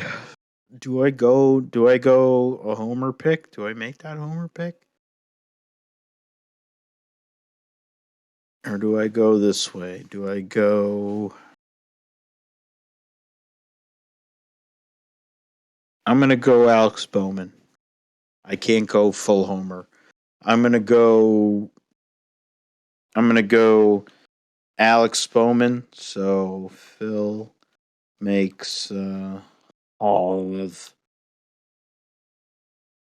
to win, and Bowman, after I shit on him for the Southern 500, in an ode to Greg Ives, who he went and did a throwback for earlier this year or last year or whatever the hell he did the throwback to. Bowman needs a win because he's going to need help to get out of this round of 12 because that team has not been good enough to be in contention. You're really getting, once you get into the round of 8, that's where you're talking about things, which my format would be the format that you could go and really figure out where the round of 8. You eliminate 2 drivers in the round of 12, and then you eliminate another 2 drivers in the round of to get yourself down to or you eliminate. I don't know what the math would be. It's like it's 12 drivers. You're 9. You eliminate 3. You have 9 drivers left. You eliminate to 6, and then 6 to 4. I think that's how you do it. But you would have the drivers that can make it there. And that would go and fix everything in that spot. So that is it for the preview or review of everything that happened NASCAR wise. We got to hear about Joe's and ours playoff bracket, though. Joe talked about that. Go ahead and Joe told us earlier he had Kyle Busch not making it. So I think hear the rest. I might piss off too many people with my bracket, quite honestly. I don't know. Well, nobody listens to this show, so you can go and say whatever. You can tell us who you think's gonna be eliminated. All right, so let's do this because I do have it on my phone, and actually I've thought about it since I made it last night, and I do have one slight adjustment that will end up being the champion. So my round of 12. I guess it's easier probably to list the drivers who I have eliminated. Austin Dillon came in. He's been the back of all the playoff drivers in points all year, pretty much. I just have no argument for him to go to the round of 12. None. Alex Bowman won earlier this year at Las Vegas. He had a really stellar playoffs in 2020. Playoffs in 2021. It was highlighted with the win at Martinsville. But the way that this year's gone for that team, I just don't really see the performance there over the course of the past 5, 6, 7, 8 weeks, which is super concerning. So I have them out the first round. Who were the other 2 drivers? Briscoe.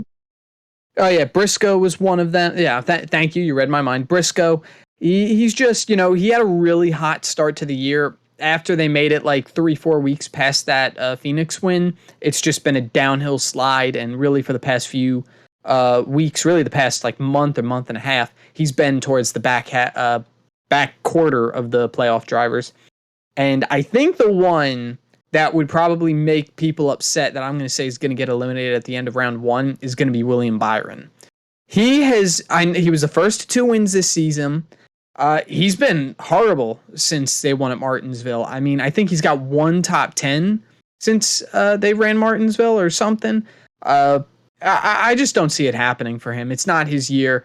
They started really hot. They have fallen off a cliff, and I don't see any signs of resurgence from that team. So we get to the round of 12, and we're downing to the round of 8. So I have Suarez getting eliminated as well as Cindric. I think at that point, those 2 will probably be on some form of borrowed time by the end of that round. Now, I could absolutely see either one of them upsetting my bracket by winning at the Roval. Cindric could do it at Talladega or the Roval. He's been really good at the restrictor plate tracks, or the super speedways now. No plates. But, for all intensive purposes, I would find it hard for them unless they won to really make a statement, unless somebody else had some massive issues. The others I have getting eliminated, and this one was actually a little hard for me to do. I have Bell getting eliminated. He's been really hot, especially in this last half of the summer, but the Toyotas just at the road courses this year haven't been there, and I don't really peg him as a plate racer. So to me, if he doesn't win at Texas, it's kind of over for him. And then the final driver I had Was Kyle Busch. I think the contracts are gonna get to him. He's crashed a lot of cars lately. He has not been himself, both off the track and behind the wheel. I was actually glad. I was a Junior fan, and he once annoyed me after he wrecked Junior. He terrorized me when I was 8 years old. Man, come on, why do you do that? I'm sure you're the same way, Josh. Yeah, I mean, But I have the utmost respect for this guy. I just the way that this year has evolved for him, it really hasn't evolved. It's been very stagnant. He lucked into a win at Bristol. It's just I don't think this is the year for him. Now, I'm actually going to make 2 adjustments here, and a lot of this is based off of more recent weeks, I guess. I do believe that regular season champion Chase Elliott's going to advance to the Final Four. I also believe, despite the fact that he's run nearly in the back half of the top 10 the entire season in points, his recent resurgence and his very stellar performances over the past few weeks, despite being rather quiet, have convinced me that he is a championship contender, because this is exactly how he won the 2018 championship. I think Joey Logano is going to make the Final Four and be in Phoenix.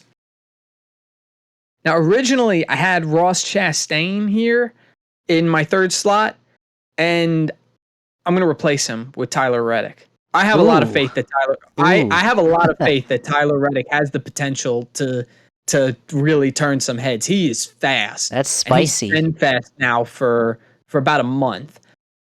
I wouldn't be surprised to see Chastain. I would be a little more surprised to see Reddick, but as weird as it sounds, I also have more faith that Reddick is going to continue to move the right direction. He's on the upward. Chastain's a little on the downward. And then I have my 4th driver as all reliable. He'll always choke in the Final Four, Denny Hamlin. And this was actually the change I was referring to at the start of this. Originally, I had Chase Elliott as my champion. I thought, the 40 points were going to carry him. He ran really well at Phoenix earlier this year. Unfortunately, it's been proven that running well in the spring race at Phoenix and running well in the fall race at Phoenix have absolutely no correlation since they moved the championship. I'm going to pick Logano. The flat tracks have been a real strength of Team Penske this year, particularly for Logano. He's always run pretty well at the flat tracks, and I think Ford is finally starting to hit on something. And Brad almost won the championship last year, and Logano finished. So there's my playoff grid is Logano is the 2022 champion.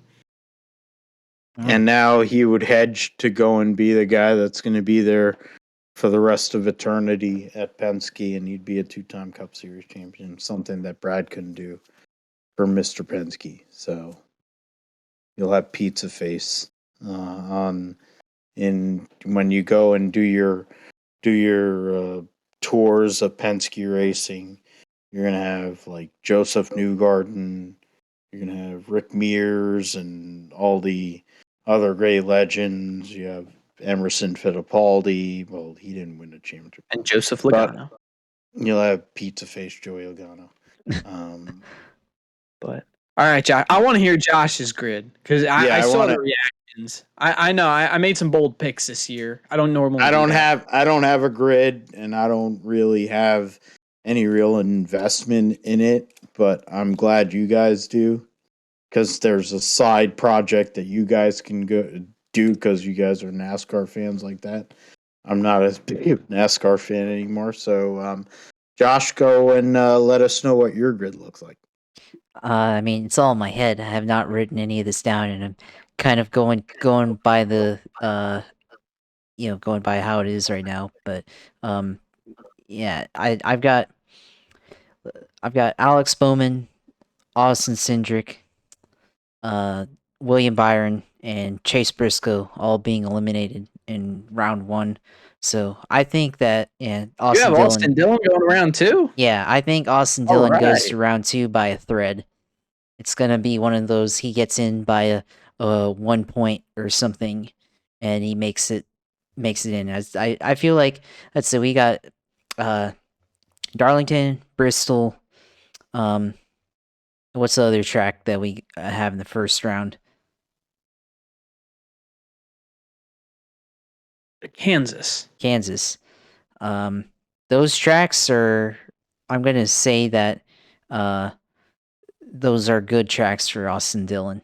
Dillon's run great at Kansas over That's his true. career. Yeah. For his mediocrity, he's good there. And I mean, he's somewhat good at Bristol, and Darlington might be a toss up, but he ran top 10 there in the spring. So we'll go with that.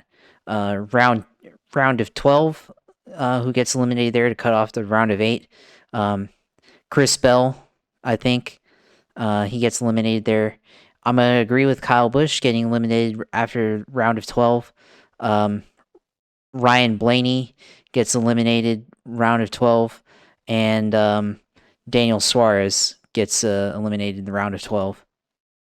So you're saying that Austin Dillon's going all the way to the round of 8? Oh, no, I'm I'm getting confused Replace with Blaney myself. with Dillon. Yeah, I'm gonna replace. Yeah, I will amend that. Replace Blaney with Dillon. Yeah, Okay. yeah. I was counting that wrong, there. But no. So then the round of 8, then of course, the round of 8 cutting off to the round of 12. Ryan Blaney out. Kyle Larson, I don't think he's gonna make it back to the final 4. I agree. I don't think he's shown quite enough, and I think Elliott has the edge there. And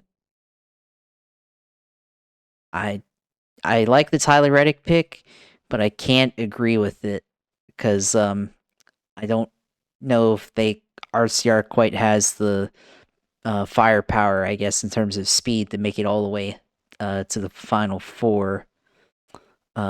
And I've got Denny Hamlin hooking Ross Chastain in the right rear at Martinsville to get eliminated, because I don't think Denny Hamlin's quite paid back Ross Chastain, and he said he was going to do it when it counts the most, and that's absolutely where it counts the most, hooking him in the right rear on the He disqualifies himself because you're going to penalize him too. well, that's NASCAR protocol. Nah, they won't.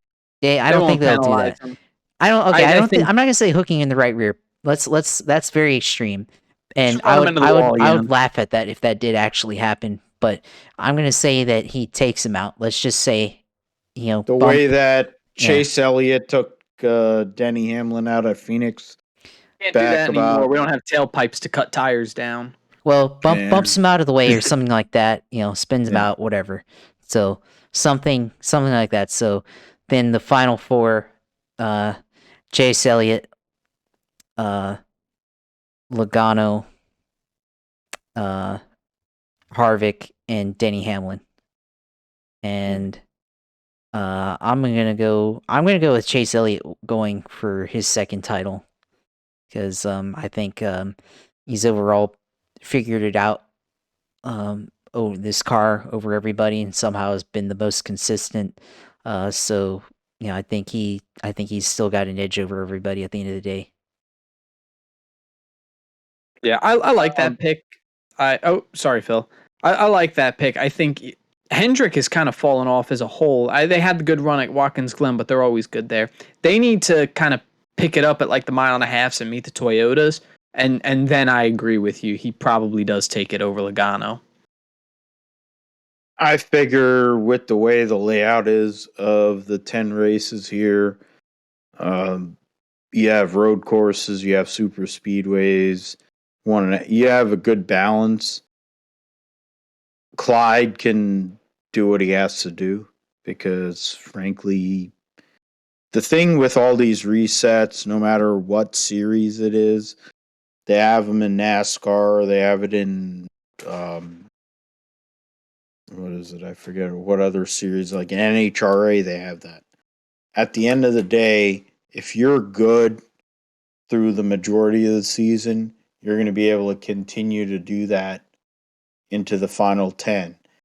And before we got to this format, it played towards those people that are able to go and accumulate points over the regular season and then just do work and position yourself in a play to go and get those wins. The fact is, Clyde is the one guy at Hendrick I mean, frankly, Larson did it last year, but he's got that Johnson. He's not Johnson in regards to his personality or his driving ability or whatever, but he's got that Johnson thing where when the time counts, he's going to do the work. And Hendrick wants that title, and Chase is so pissed off because he's getting run over by his teammate. He wants to go and make it happen. This championship is all about Chase Elliott. I feel like this is all about Chase Elliott. If he gets a second championship, does something his dad wasn't even able to do, I mean, to go and separate himself from his father, who's a legend, that would be huge. That's what's on top of his head. That's what Hendrick's sitting there thinking about, the merch and all the things, because they're fact is Hendrick's about merch selling more than they are about racing. That's been the thing for a few years. The amount of championships they've won ever since Jimmy Johnson stopped winning championships in 2010. He won 2, but they've won 3 championships in the last, 12 years or 11 years. That's not in the same percentage from what they did from 1995 through 2010. They want Clyde to win it, or they want Larson to win it.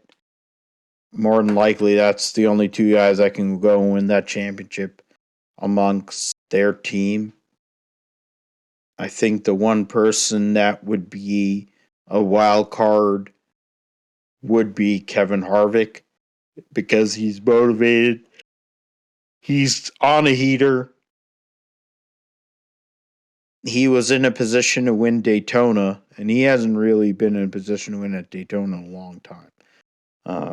So the fact that he was there, credit to him and that organization, making a good car. Briscoe was up there. Harvick is motivated. He's going to be around at least 2 years. I figure his career is going to mirror anything that Eric Almirola does. So the fact is, there's at least 2 more years for those 2 guys. I figure Chase Briscoe, he's not going to be moved. Tony is not going to take the heat for firing a guy that is one of his fans, somebody who looked up to him. He's not going to do it. But then also Mahindra, who has involvement now here in the United States, but in Formula E, with Formula E power units and the whole bit, they got plenty of money. So I think 3 of the 4 cars at Stewart-Haas Racing are set. Kevin Harvick's the wild card. If him and Rodney Childers can go and find pace here over these first 2 rounds, he has the ability to go and close the deal at one of his best racetracks. If he can get into the Final 4, it's a problem. 2 years ago, he won 9 races, was trying to wreck Kyle Busch to get himself into the Final 4. If he had gotten in the Final 4, it would have been a totally different thing than what Chase Elliott ended up having, where he dominated that race. Kevin Harvick wants that second championship to go and basically anoint himself into the Hall of Fame. I think that's the only thing that stops Chase Elliott from winning this championship. But there's 10 races to go. Crazy things can happen. Talladega can happen.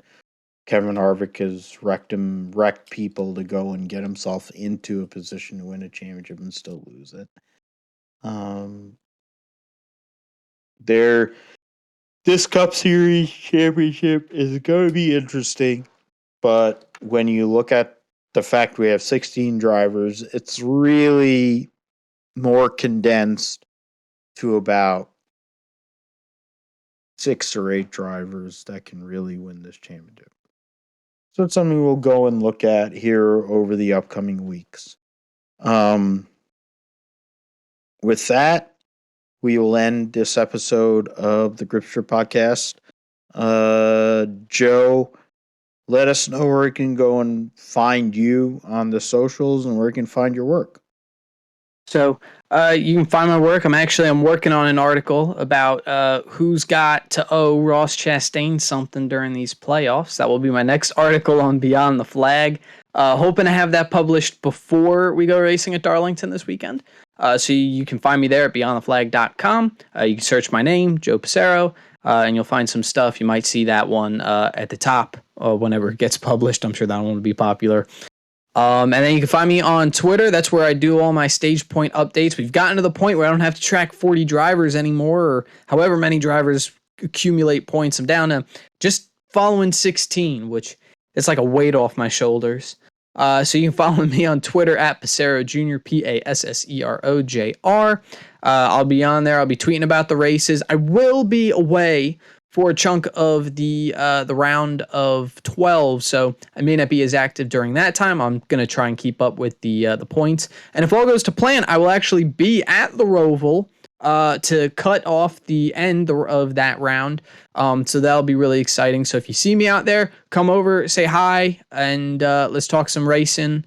And yeah, thank you guys again for having me on. I always love coming on here. It's a ton of fun. And hopefully, maybe after the season ends, we could do a season wrap up and talk about how crappy or how great our playoff picks were. We didn't go and record them here on our picks channel, so they're not. We'll go back and mark them down after the fact.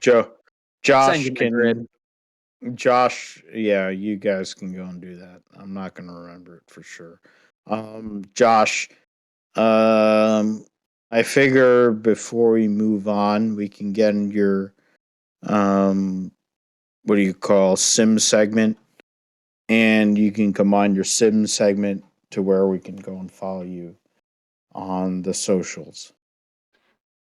Yeah, I mean, we'll make the sim segment because I didn't really do too much last week, but I did do a little bit of Daytona racing on iRacing in the Cup Series and Xfinity Series, and yeah, it was pretty interesting. And I think the first couple of races I entered, I got taken out in the big one at some point. Whether it was on the first couple of laps or on the last lap, and then I think I ran like 2 or 3 races between Cup and Xfinity in the middle of the week, and then I think on Saturday night after I came back from Daytona, and I was kind of feeling like, play iRacing, and played or ran iRacing at Xfinity, Daytona, and Cup at also Daytona, and I actually ran pretty well in those ones. The Xfinity kind of just ran patiently, and then found myself on the top line in second car on the top line, trying to push for the win, and almost pushed my guy to the win that was in front of me. But the other guys behind me didn't have as much momentum. I think some people got taken out, other things, and then bottom line had a little bit more momentum there, so didn't quite get that, but it was a good finish. And then the Cup side, we actually ran the high line in iRacing, which is actually not normal for Daytona, because normally when we get single file, we always run the bottom, but somebody actually had the presence of mind to try running the top, and everybody followed him, and the top line, it actually ended up being the strong line in the Cup Series. So that was actually interesting, because I've never seen that before, and it was a interesting setup there, and it was one of those deals where you had to really have a lot of draft on the bottom lane to be able to make moves to try to get up front, and it was actually quite hard to do that. So it was maybe a little bit more resemblant of real life than how it normally is, because they do run the top a lot when they're in single file green flag runs to log laps and go through everything without racing too hard. So yeah, that was pretty interesting. And of course, when I do stream, you can follow UCLR2 on Twitch. You can go on there and hit the follow button or subscribe, and see my stuff, and see where watch, or what I'm racing, and how I'm racing. Go in there and see how I'm doing on there. And of course, for this page, for this show, you can go on our YouTube page at Grip Strip Podcast and see our YouTube channel. You can see the moment last week, of course, when Phil gagged when we picked Noah Gragson for the algorithm pick, and see his reaction on there. It was pretty entertaining, and hopefully we get some. If we have to use the algorithm, we get some more picks like that. Maybe not necessarily Phil not liking it, but something that's just incredibly out there. Like last year when it picked Tate Fogelman, and then Tate Fogelman actually won. That was still pretty incredible. So you can see all of that on our YouTube page, and like our page, comment, subscribe, do all those good YouTube things to interact and follow our stuff. And of course, you can follow me at JP Huffine, and see what I'm doing, see all my commentary on the racing and all sports and all my other interests, and see what I have to say. Of course, with Cup, talked about the Cup race, and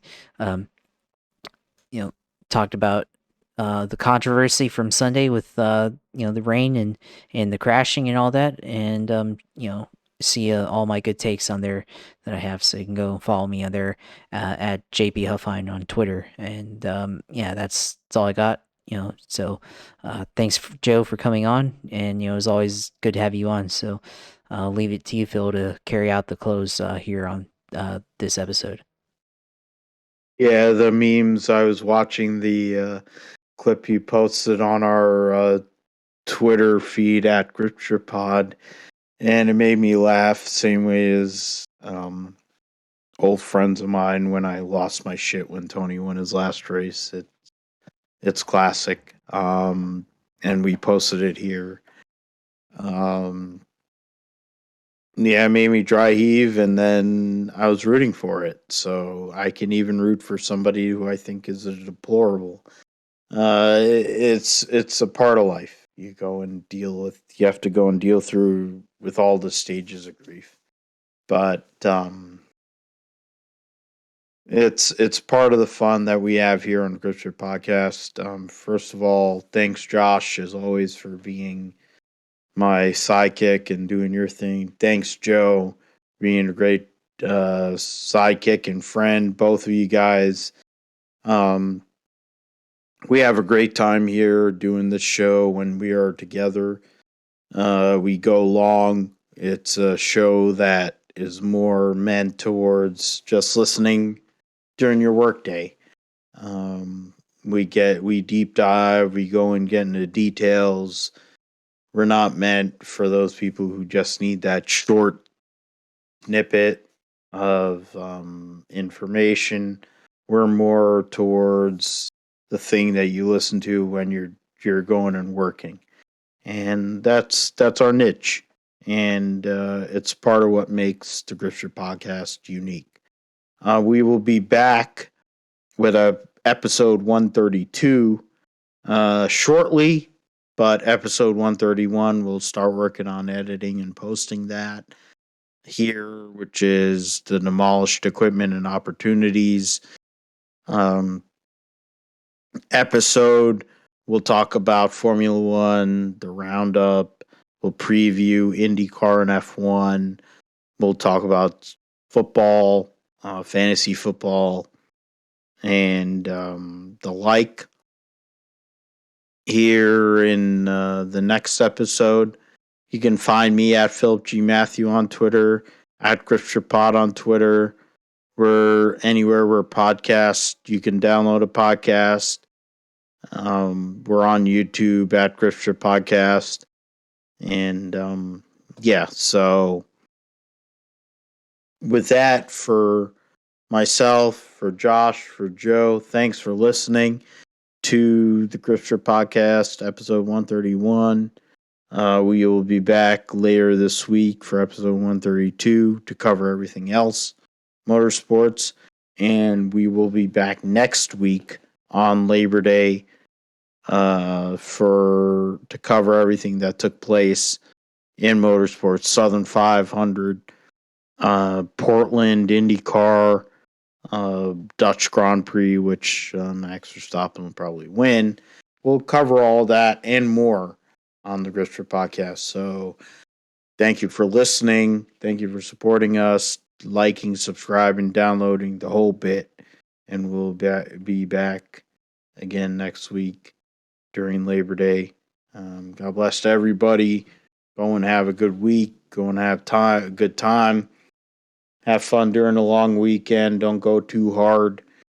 And we'll be around to go and recap everything that goes on in the world of motorsports and sports as we lead into a busy time for us as motorsports fans and sports fans, if you're a fan of, football, baseball, and the like.